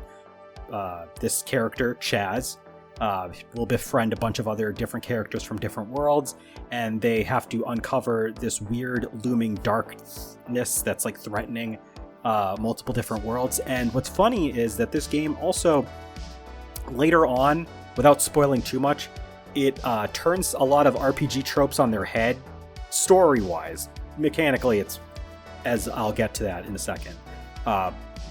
Story-wise, like the characters in universe, especially the main character Chaz, will be like, why is it like they don't like break the fourth wall, but like they don't have the typical attitude that a bunch of people that get strung into saving the world from like gods and like evil giant like demonic beings that can like warp space-time. Usually like your typical characters are like, yeah, let's go save the day, but like no, some of these guys are like, why is this happening, or why is it happening to us? Like they really dissect that a little bit, which I really enjoyed. It's just it's a really cool setting. The characters are some of my favorite characters in any RPG I've played, which is saying a lot considering I played a lot of RPGs, and this is a 90s RPG and the dialogue is not translated the best. because 90s RPGs, sometimes they have to condense a lot of like Japanese characters and try to say something more succinct in English or whatever language is being, translated to. So some of the stuff can get lost in translation, but I still think the translation is a lot of fun. The characters have a lot of witty dialogue. They do a lot of dialogue scenes with like these comic book style scenes where the panels like take turns being on screen, which I think it really lends to the presentation. Mechanically though, it is a standard turn-based RPG.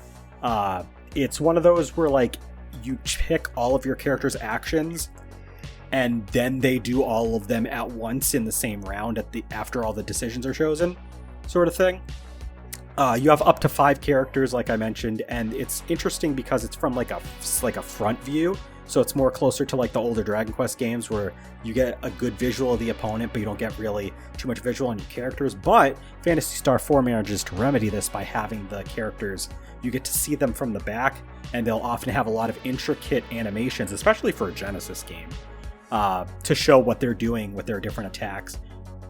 The music is great, the story is really good, the gameplay is good as well. The only downside, I think, is that because this is not Final Fantasy, this is not like Persona, it can be kind of tough to tell what spells and techniques do what.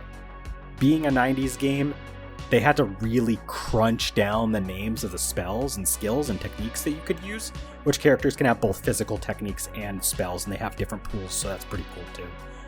So like it took me forever to learn like what certain skills did. You basically had to look it up, but outside of that, everything else was like masterpiece quality. It's really, really good.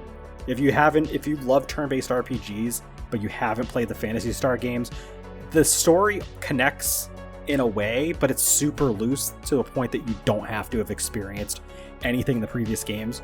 Like, I didn't know anything about any of the previous Phantasy Star games, and I learned after I was near the end of the game that like there's a part near the end of Phantasy Star 4 where the spoilers, but the antagonist from the first game comes back and some stuff happens, and it's really cool. There's just like it's really nice and just an overlooked gem of an RPG, I have to say.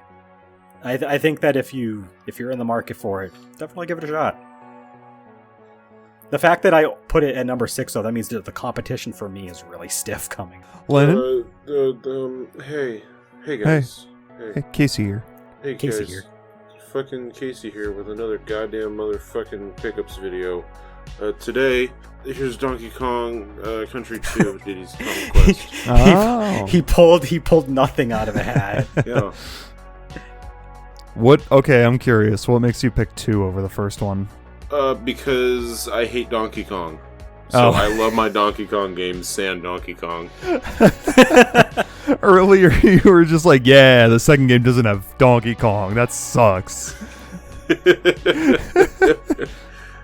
I have to be a contrarian even to myself. It's funny because like you didn't mention, like you didn't give any hints or any indications that this would be here and not Donkey Kong Country. Nah. When Jack was talking about Donkey Kong Country 1. You think I'm the weak kind of soul that would hint later at what my fucking list has based off of what some other jerk off has in his list? Damn. Some other jerk off. I don't know. It's late. I'm tired. It is. I'm getting extra cranky. It's 2 a.m. where I live. For Landon, it's 11, and Landon's usually somebody who's up early in the mornings. I'm still semi-recovering after my long-ass trip. I mean, I'm probably going to go into it way more, but we drove almost 1,200 miles Jesus. In that 4-day span. That's ridiculous. Yeah, so like it was a lot of like in the car, and 3 of the days we were camping, so like we were sleeping in a tent. And those weren't like super well rested days, especially the first one. That was awful. But anyway, I digress. Diddy's Kong Quest, solid. I mean, all the Donkey fucking Kong countries are... Donkey fucking Kongs. They're all good answers, Steves. That's for fucking sure. You know, you just get solid games. I just went with number 2 because I do like playing as Trixie. I like Trixie. Who? Dixie. No, Trixie. I love playing as Trixie. Trixie Kong. From what version? Switch Online. What version of this game were you playing? I was playing the Switch Online version. Trixie. You're playing as Trixie Tang from Fairly Odd Parents. Yeah, Trixie Tang, not Taxi Kong or whatever the fuck you guys Taxi make it up. Kong. Oh god. Taxi Kong. Just take over. It's literally just the Donkey Kong like family member driving a taxi all the time. I would love that. Why isn't that in Mario Kart? All right, let's move on to our number 5s. We got to the top 5. All right, we barely got there. Yeah, we're getting there. All right, number 5 is Super Metroid.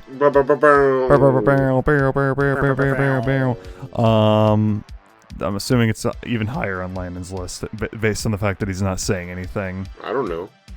It will be. I don't know. Like I have number, to pull it out of the number hat. 2 or number 1. It could be. Okay, you know what? I'll keep quiet. I have to pull it out of a hat. Remember, I'm only pulling games out of a hat. But yeah, Super Metroid, classic game, classic Samus adventure. Classic, haven't played it. Classic, haven't played it yet. Go watch the LP. No, Super Metroid, I mean, I think it's my favorite 2D Metroid. I don't know, I kind of go back and forth between this and Zero Mission. But, you know, obviously phenomenal game. So many... I'm trying to make this go quickly. Go watch the LP, man. This game fucking rules. It's a Metroid. It's 2D Metroid at its best. It's got lots of unique areas to explore. It's got cool boss fights. It's got lots of cool power-ups. Doing the wall jumping is a pain in the ass. Or not the wall jumping. The was that in? Was there wall? There was wall jumping in Super Metroid. Yeah. I was trying to.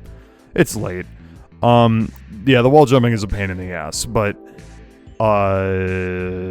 that's about it, really. I mean, that's the only bad thing about the game. All things considered. So we're entering my top 5, and my number 5 is among many games that I'm going to probably just summarize because I've talked about a lot of these games a lot before. Number 5 is Final Fantasy Tactics for the PlayStation 1. Yay, good answer, Steve. It is a strategy RPG with one of the best stories in a video game I've ever played, period. Just period. One of the best video game stories of all time. Just has incredible characters. The plot's very convoluted, but like really still like followable. Just really interesting twists and turns.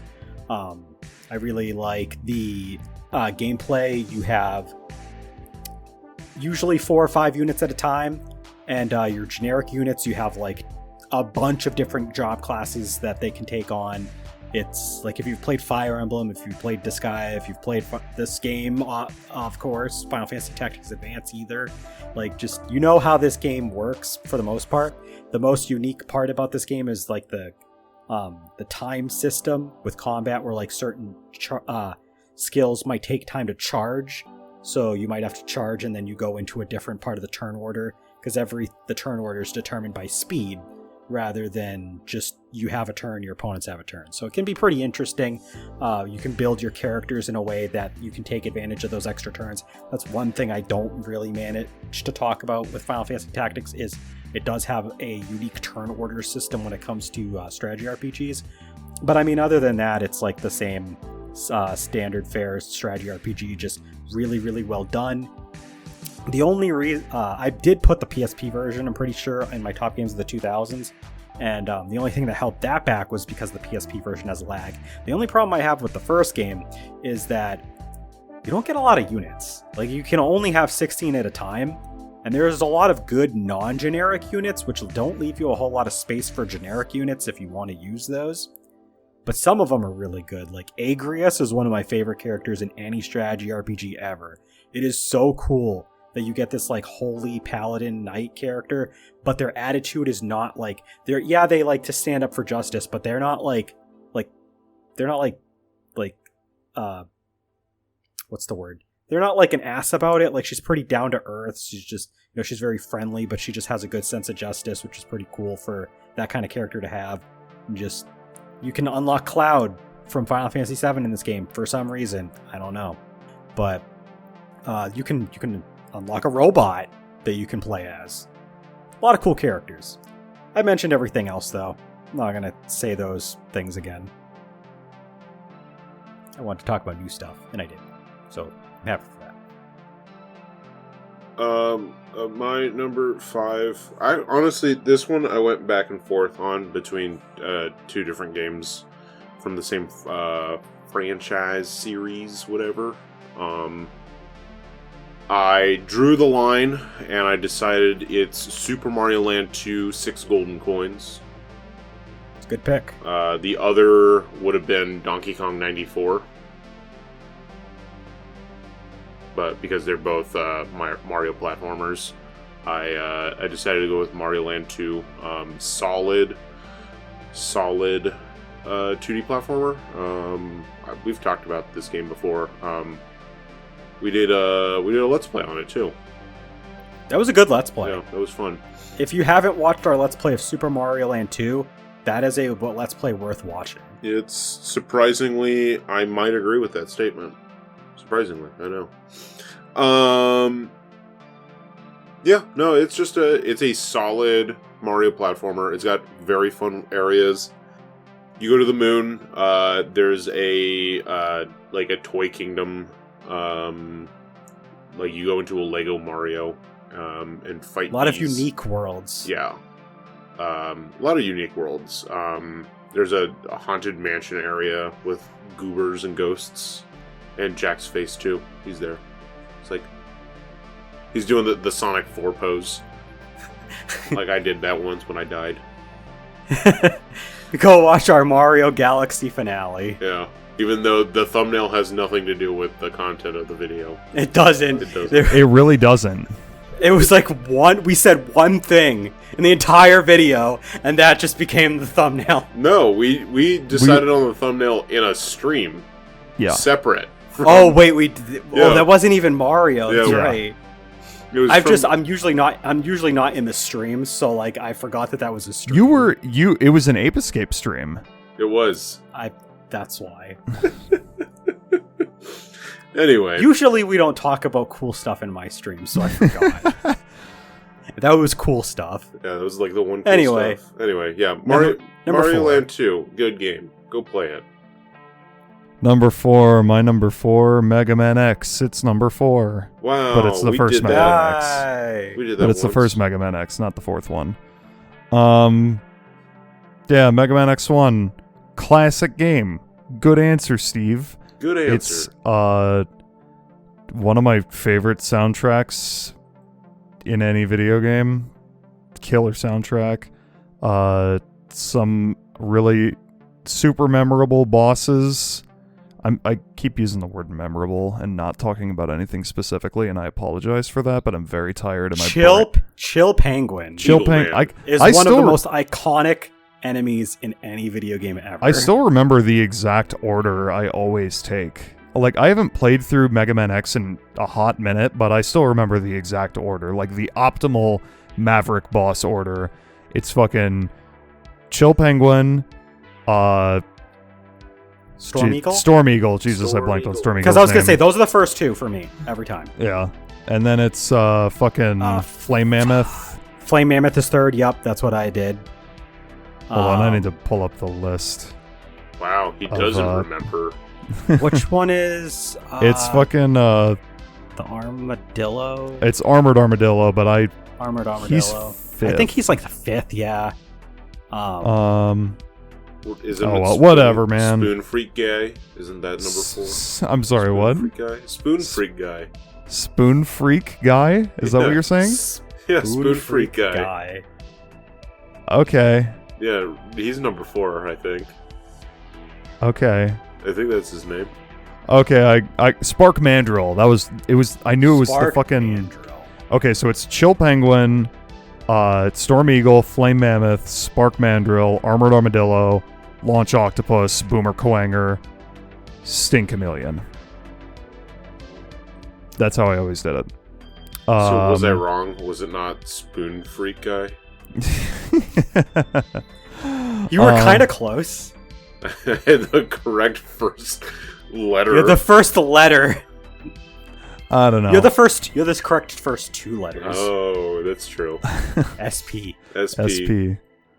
Do you have anything else you want to say about Mega Man X, Jack? I would say go watch the LP, but that was literally my first Let's Play. Please don't watch that LP. It's bad. It's probably pretty bad. All of our really early stuff is pretty bad. Except for Arc Rise Fantasia. Go watch the Arc Rise Fantasia. That Let's Play is eternal. Not to be confused with Eternal Eyes. Oh. What's an in? What do you mean, what's an in? An in's an in. They said the line. We're not talking about that game, though. We're talking about Mega Man X. Mega Man X is a great fucking game. The levels after the Mavericks are good, too. Fucking Sigma's Castle. The final boss fight with Sigma is fucking crazy. God damn it, dude. It's such a good game. I'm gonna stream it again one day. To quote Ego Raptor, Mega Man X is fucking good. This game makes my dick rock hard. Fuck yeah, lemons. That's a little violent, but okay. All right. My number 4 is the reason that Phantasy Star 4 is not my favorite Genesis game on this list, and that is the iconic and over-talked about Sonic the Hedgehog 2. Bad answer, Steve. No, Steve, bad answer. Bad answer. Leave me alone. I like Sonic 2 more. I'm kidding. I think know. you're both wrong. Like some people like Sonic 3 and Knuckles. Some people separate Sonic 3 and Sonic and Knuckles for the purposes of a list and think that only one of them's good and the other one's whatever. I take the middle route and I'm like, I'm not going to be about either of those, and I'm going to put Sonic 2 because I'm a normie, and Sonic 2 was my first Sonic game and I liked it a lot and I still like it. Even on the Genesis, it was a hell of a lot of fun. It showed me what the Genesis was capable of. Tails as a buddy is really fun.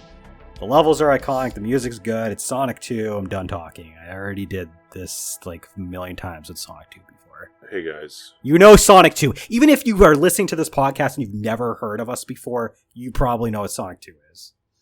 So, just saying. Good thing I've never heard of us, and I don't know what Sonic 2 is, because my number 4 is... Yeah? You gonna pull it out? He's pulling it out of somewhere. Oh, he has the cartridge this time. I have that one. See, I pulled it out of, not the hat. Here, Link's Awakening, baby. Let me do the bit. This was the first time where he actually pulled out the actual game on this entire list. It's Link's Awakening.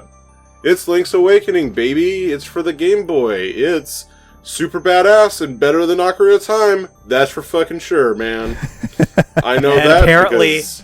And I'm assuming better than Link to the Past, too? I like it more than Link to the Past. Link to the Past can suck my fat nut, but it's better than Ocarina of Time. That's for fucking sure. I like how Landon decided to go full harsh, hate your opinion mode, and he's wearing his hat like Scumbag Steve. I am Scumbag Landon. Hey, man. Anything else is that good enough? You got an extra ciggy I can borrow? All right, let's move on to the top 3s. Oh god, my number 3 is Super Mario World. Gross. I was waiting for this one on your list. I knew this was somewhere. Hey, Landon? What? Suck my dick. I will if you present it and also give me $20. Why would I give you $20? Because I'm giving you pleasure. Yeah, that's how that works. That's the payment. I'm the prostitute. You pay me, bitch. Super Mario World is peak 2D Mario, in my opinion. I know Cloud's gonna disagree with that. I've already disagreed with that. Alright, yeah, whatever. You guys can be wrong. Super Mario World is a classic 2D Mario. Tons of levels in seven different worlds. I think it's 7.5. There's a bunch of bonus world. Though there's a bonus world too, and a bunch of like side areas. There's a lot of branching paths. There's multiple exits that you can take in almost every level. Like a lot of them, actually. This game has Yoshi. This game has the cape. Oh, this shit. game... It's got Yoshi. Fuck. It's got Yoshi. He's right. And I also considered adding Yoshi's Island to my list because, like, you know, it's a different franchise. It's a Yoshi game, not a Mario game, but the title is literally Super Mario World 2 Yoshi's Island. Yeah, so... but it doesn't play like a 2D platformer for a Mario game. No, not exactly. I was going to say they deadass just ripped the title for marketing. Yeah. That's the same reason that they called Dragon Ball Z Budokai Tenkaichi that out here in the West. They were like, we need a name to sell the game. Either way, Super Mario World, fantastic game. Thumbs up. Well, I don't agree about your stance on Mario 2D platformers. I can say that my number 3 is also a Super Nintendo game. Because it's Chrono Trigger! That's a game. Chrono Trigger, one of the best RPGs ever made. Possibly one of the best games ever made. You go through different time periods. It's really well designed at that by integrating story and gameplay together. The characters are all really great, both mechanically and story-wise. They're a lot of fun to use. They're a lot of fun to see interact because they come across different time periods. So their interactions are very interesting because of that. The plot is, kind of basic after a certain point. Because, at first it's like, oh, you're going to fight this, evil wizard named Magus, and it's really cool, but then it opens up and there's there's a space monster and Magus is actually trying to fight it, but so he could defeat it. But I mean, it's Chrono Trigger. It's classic. It's everything about Chrono Trigger is really good. Classic, Steve. It's really, really good. It really is. Hey, Landon, what's your number 3? Hey, guess what? What? It's Sonic Trouble. Hey. I was waiting for that one too. Yeah, it's the best Sonic game ever existing, except for maybe all the other Sonic games, except not, because it's the one I like the most. I was gonna say, it's you've backed it up before. Earlier today, I was listening to our ranked 2D Sonic games. Wow. And the part where we talk about Triple Trouble. And Landon was pissed at Cloud because Cloud put it in 11th, and because of that, I just like so many of them more. It doesn't mean that it's bad. Yes, it just means that does. there's a lot of good. It just means there's a lot of good 2D Sonic games. There's a lot of competition. But the result of it was 1 point away from being a spot higher. And I remember Landon DM'd me saying, "This is Cloud's fault. I will kill him." Wow. One day. Actually, really quick question, Landon. Yeah. Have you played the fan-made 16-bit remake That's of not it? real. You should play it. That's not real.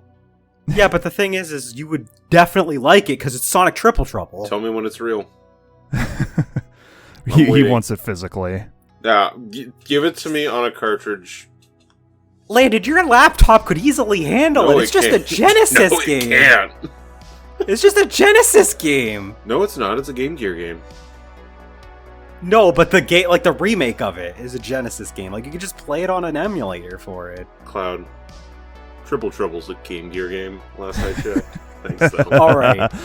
Then you know what you need to do, Landon. Yeah. You need to take this 16-bit remake, right? Put it on a flash card and play it on your Retron. Okay. Well, you do that for me, and I'll play it. Maybe I will. That'd be badass. You know what? Maybe I wouldn't kill you if you did that. honestly, possible birthday gift idea. There you go. I do that for you. Anyway, did you have anything else you want to say about Triple Trouble? What's our number 2s? What? Jack, number 2. Are we talking about number 2s now? Yeah. Yes. Okay. Chrono Trigger. Chrono Trigger. Yeah. Chrono Trigger. Chrono Trigger. Is this Chrono also your Trigger number Party. 2? Your number 2. Yeah, it's my number 2. Yeah. I knew hate that I didn't. I knew it. I hate that I had such competition because of the other 2 games. I couldn't put Chrono Trigger number 2, so I couldn't talk about it with you guys. You should have just done it, because then it would have been funny. Yeah, Chrono Trigger. Chrono Trigger, baby. Do we need to talk about it? Nope. Let's move on. Let's Next. move on. It's fucking Chrono Trigger. It's so To good. the podcast listeners, if you don't have enough experience with our podcast, we've talked about this game a lot. Just go to YouTube, go to our channel. We have a lot of list videos. It's probably on there somewhere. Like literally, just find a random list, and there's a good chance Chrono Trigger is on it. It could Top even RPG. be Safest bet is levels. top RPGs. Like, it's Yeah. probably on a levels video. Yep. Like, just... It is actually, I think. It's in our spooky levels video. It is. I put it the on game there. we've probably talked about the most, but actually haven't done a Let's Play of It's yet. true. Jack, get on that. One day. I think that's me. Someone, I took that. someone get on that. Someone. Probably soon, honestly. My number 2 is Super Mario Brothers 3. Who saw this coming? Absolutely everyone. If you don't know me because you're listening through the podcast and you've never listened and you don't know our channel content otherwise, I really like Super Mario Brothers 3. It's my favorite Nintendo game. I just streamed it on Twitch and it was a lot of fun. I streamed the GBA remake, but still. I could play the NES original easily. I've played on the Switch Online. It's fun. Just Super Mario 3, they introduced a lot of mainstays in the Mario franchise, and I love it for it, because to me it still did it better than most of them. Next! Landon, what's your number 2?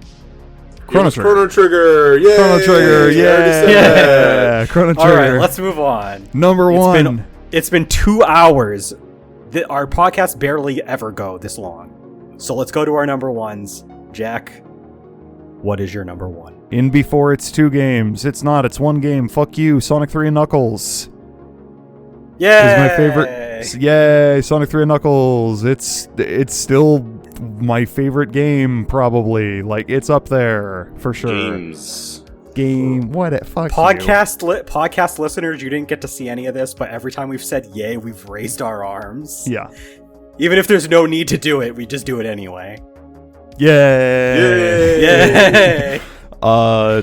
Yeah. This is the millionth time I've talked about Sonic 3 and Knuckles. If you've seen, or if, again, like Cloud said, just go find a random list video on our channel. It's in our top game, or top lists playlist. I don't know what Sure. exactly We have the it. playlist It's is in called. it's in like our Sonic games ranked playlist, like our 2D Sonic games. Yeah. We've done a Let's Play of it. It's kind of bad now, but I wasn't in that Let's Play though. I did a stream of that through Sonic Origins. Like, we've done a lot of stuff with this game. We've talked about it a lot. It comes up a lot, and it's one of my favorite games of all time. I love it to death. There's nothing about it I really don't love. Every level is phenomenal. All of the set pieces, there's a lot of cool set pieces. I think the level aesthetics are super neat, really varied. The soundtrack is fucking fantastic. The level design is about as good as it gets, honestly. Like, there's a lot of branching paths and different, like, that add to replay value so that you can go back and check out, oh, I didn't check out that one hidden path. There's not only 7 Chaos Emeralds, but 7 Super Emeralds to collect to unlock the final boss and the true ending, and there's so much, and it's all so good. Oh, God. Sonic 3 and Knuckles. Good game. My number 1 is also obvious for anyone who has followed the channel. It's Final Fantasy VII. Gross. Yay! It's put your hands down, mister. It is. Listen, in fairness, Final Fantasy VII is the game that probably solidified my love for RPGs. I've played some obviously before Final Fantasy VII, but this is the game that like made me a fan of RPGs. So I wouldn't play all these other really good RPGs. I wouldn't have played Chrono Trigger if I didn't play Final Fantasy VII, maybe. I don't know. Different timeline. Maybe I played like totally different RPGs because I didn't play Final Fantasy VII first. The timeline where like I play like Tales of almost exclusively and like Persona and SMT, and I like never touch a Final Fantasy game. That'd be a weird ass timeline. Hell yeah. But I'm friends with that Cloud. Wow. And I still call him Like- Cloud for some reason. Yeah. But yeah, no, Final Fantasy VII, I love the characters. I love the ATB system is like at its peak in this game, I think. The story is really, really good, even if it's super cliche at this point and super like talked about, and just like the music is fantastic. The overall pace of the game, if you're not playing the remake, which isn't really a remake, is really good despite it being a pretty beefy game for its time. Just really solid game. It hasn't aged the best. Yay! And by that I mean like it's aged a little bit. It's like everything that I said still aged really well. The thing that hasn't aged really well is that the frame rate is really bad.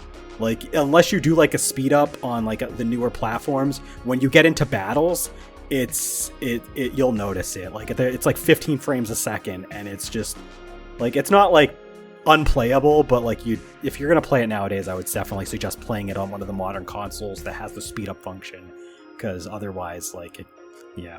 But other than that, I mean, everything else about it, I still love it. It's still my second favorite game of all time.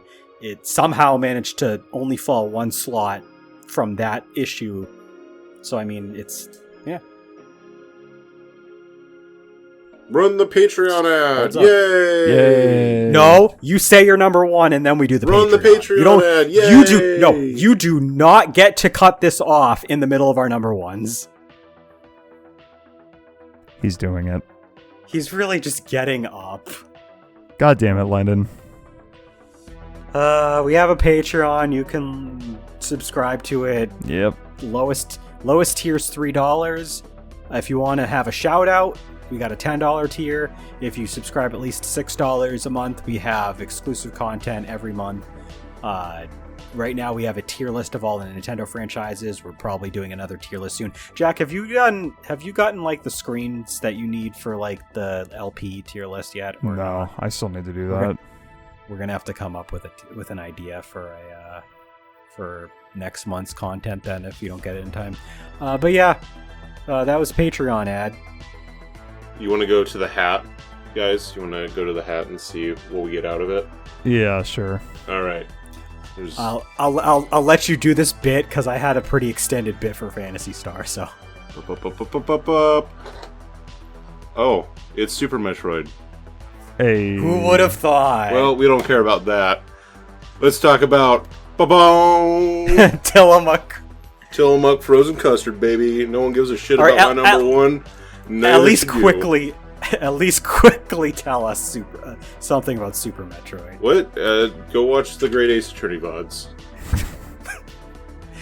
Landon really likes Super Metroid. He did a Let's Play of it. You can watch it on our YouTube channel, although he's talked about Super Metroid a lot. So that's why he's just going to dig into some Tillamook Custard, while I tell you guys about Super Metroid from his perspective, because I don't play Metroid games. But, I mean, yeah, it's really good. It does a lot of new things that are really exciting. It has actually good level design that holds up on, like, the first Metroid, because that game hasn't aged the best. Yay! There's no reason to play the But- first Metroid when Zero Mission exists. There is And when I feel like it. But, I mean, Super Metroid, it does. Yeah. It does. Super Metroid So, yeah. slaps. The music is right up my butthole. I know that a lot of our like top spots we were like kind of unenthusiastic or just kind of like, joking about, because if you're like, again, podcast listeners, if it's your first time listening to us or you haven't listened to us a whole lot, it's not that we are like not excited to talk about these games. It's that like you have to understand we have like 10 years of like YouTube content behind us, and that 10 years of YouTube content has a lot of us talking about a lot of those games over and over, and we are actually just sick of talking about those games over and over. Please free us. I The one reason why I was looking forward to this list specifically is because I knew I wasn't going to have to talk about Paper Mario: The Thousand Year Door again, because there was that one time where literally we did 3 lists in a row, and Paper Mario: The Thousand Year Door appeared on my list all 3 times. And like, I've been able to avoid talking about some games here and there, but I can't escape certain franchises. Like, if it's not like one game, it's another. So a lot of the top of my list, I just kind of like tried to go through as quick as I could because it's the same list that you've heard over and over. All right, shut the fuck up. How are you guys been? But let's just check in on everybody. It's been a bit. How you all doing? Doing all right. What you been up to? Just trying to taking it easy a little bit. I will say I have podcasts scheduled, or not podcasts, excuse me. Jesus, it's late. I have, and I guess this only applies to the viewers watching the stream right now, and not if you're listening to the podcast, but I've started to get back into the swing of making thumbnails and uploading VODs, for our streams. Jack has become our dedicated Twitch exporter. Yes. Instead of me. I have exported all of our streams up to this point. Yes, there's one VOD scheduled every day for this upcoming week. We got Metroid Prime on Tuesday, Thursday, Saturday, and we got Super Mario Advance, Super Mario Brothers 2 on Wednesday, Friday, and Sunday. So you can look forward to that. But if you're listening to the podcast after the fact, then that means nothing to you. But I've just been hanging out with my girlfriend lately. You can watch them now if you're listening through the podcast. That's true. Go watch them. They're up. Go watch them. They're up now. But yeah, I've just been hanging out with my girlfriend lately. We've been watching through Breaking Bad, and it's going good. Not a whole lot else going on lately, honestly. It's been kind of a quiet week for me, but that's a good thing because I just want to take it easy. Now, I'm going to put you on blast for a second. What's that? When we were scheduling like our next podcast and like we had a podcast coming up, I know. Jack literally forgot the topic of the podcast. That's how busy he's been. Yeah. He was like, "Oh, we're doing this other topic that we like have planned for a later podcast." Yeah. Like, probably it's going to be like in August, maybe early September is what I'm guessing. I think that'll probably be enough time for me and Landon to go through most of the rest of the stuff for that podcast. To be fair, we talk about a lot of ideas for podcasts, yes. And I lose track. And Jack just got mixed up, and he didn't know which one we were actually doing this time. Yeah. But he managed to get his list together within like the span of 2 days after that, so he was also. I will say I kind of struggled a little bit making my top 90s games list because I was not a child of the 90s. I was born in 95. Most of my experience growing up with video games was in the early 2000s onward. So a lot of the games you have a lot of retrospective perspective. Yeah, I have.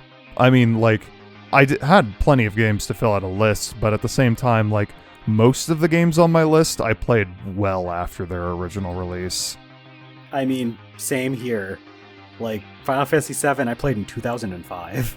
Yeah. If we went based on games we actually played in the 90s, this list would be very different. Yeah, because I would have Backyard Baseball and maybe, like, Ruff's Bone, which is a deep cut. If it makes you feel any better, one of the games that would have made my list if we were only talking about games we played in the 90s would have been Goof Troop. So, all right, quick list of games I played in the 90s. We got Backyard Baseball. We got Pajama Sam. We got fucking Freddy Fish. We got Putt Putt. Just all the it's just all the humongous entertainment games. Oh, we got Blue's Clues. The real shit. Cloud, how anything else new? No. I've been all right. I've been getting back into the swing of every week I usually go play Magic the Gathering with my friends. We play the Commander format, which is pretty much like the one really popular format that most people that play the game play nowadays. because it's a casual kitchen table format that's pretty easy to pick up, make a deck, and play with friends. So we just kind of we get together every week or so. I don't go every week because some weeks I'm a little too busy and a little too tired. But we'll go. I'll bring a few of my decks. I have a lot of decks actually.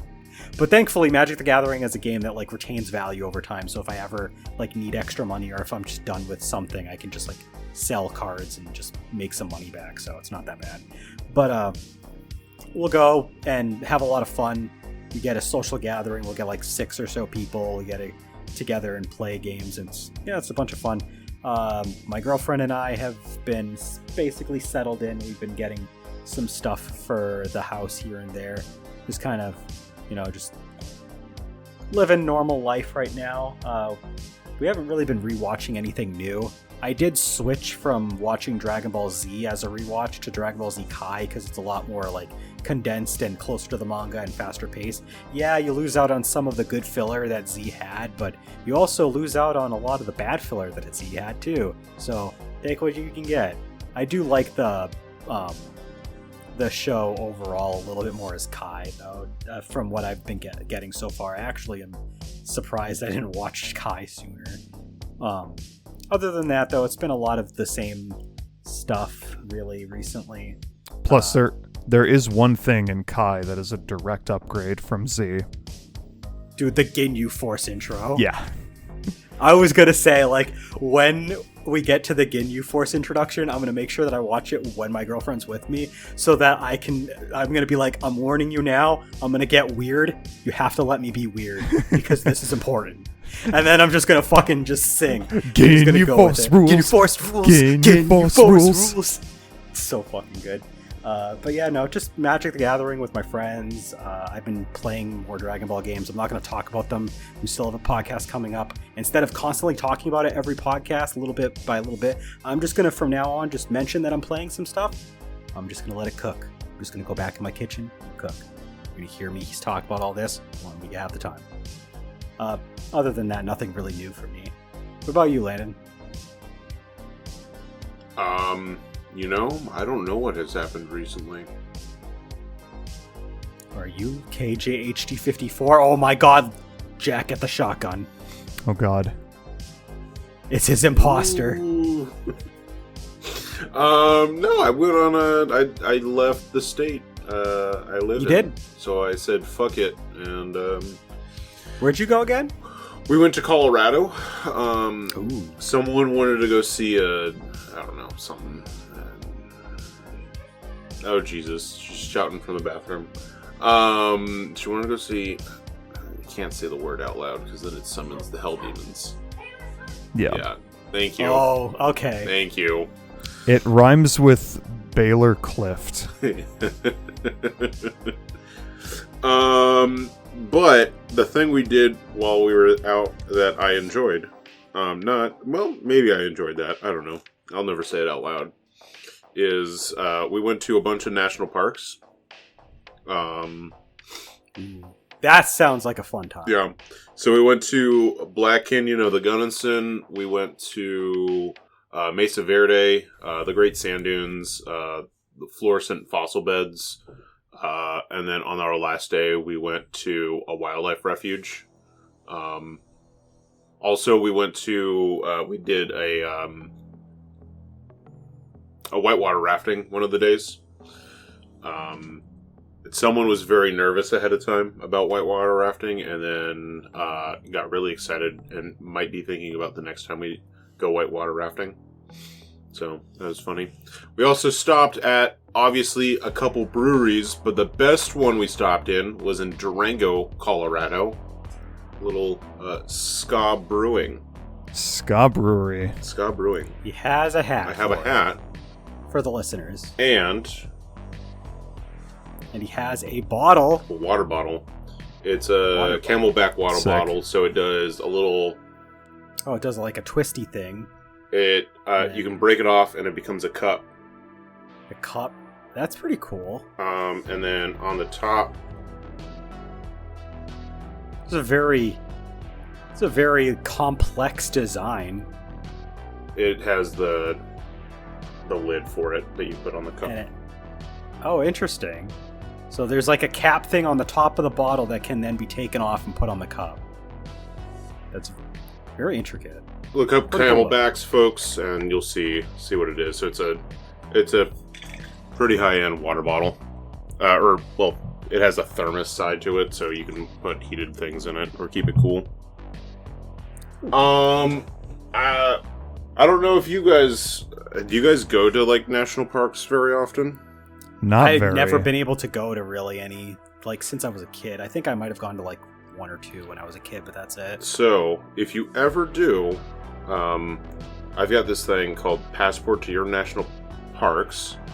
Basically, every national park has like a stamp. Interesting. Basically, you can date when you go, and then they split it up into the different regions. So like that was like one of our main reasons is because we both have one. We were able to get like the stamps for our trip. Oh, yeah, very nice.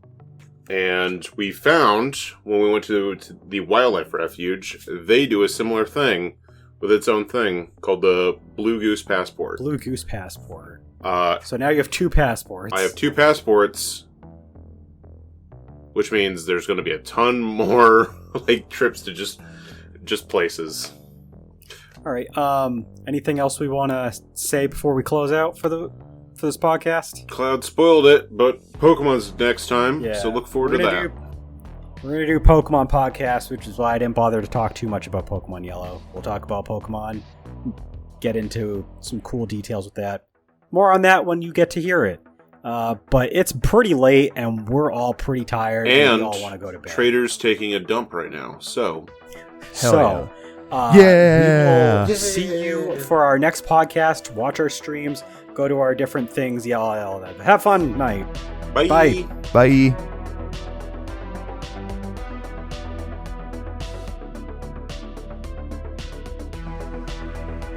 Thank you for listening to the GamingStooges Talks podcast. If you enjoyed us, consider subscribing to our podcast RSS feed, or follow us on youtube.com/GamingStooges and twitch.tv/GamingStooges for more gaming content.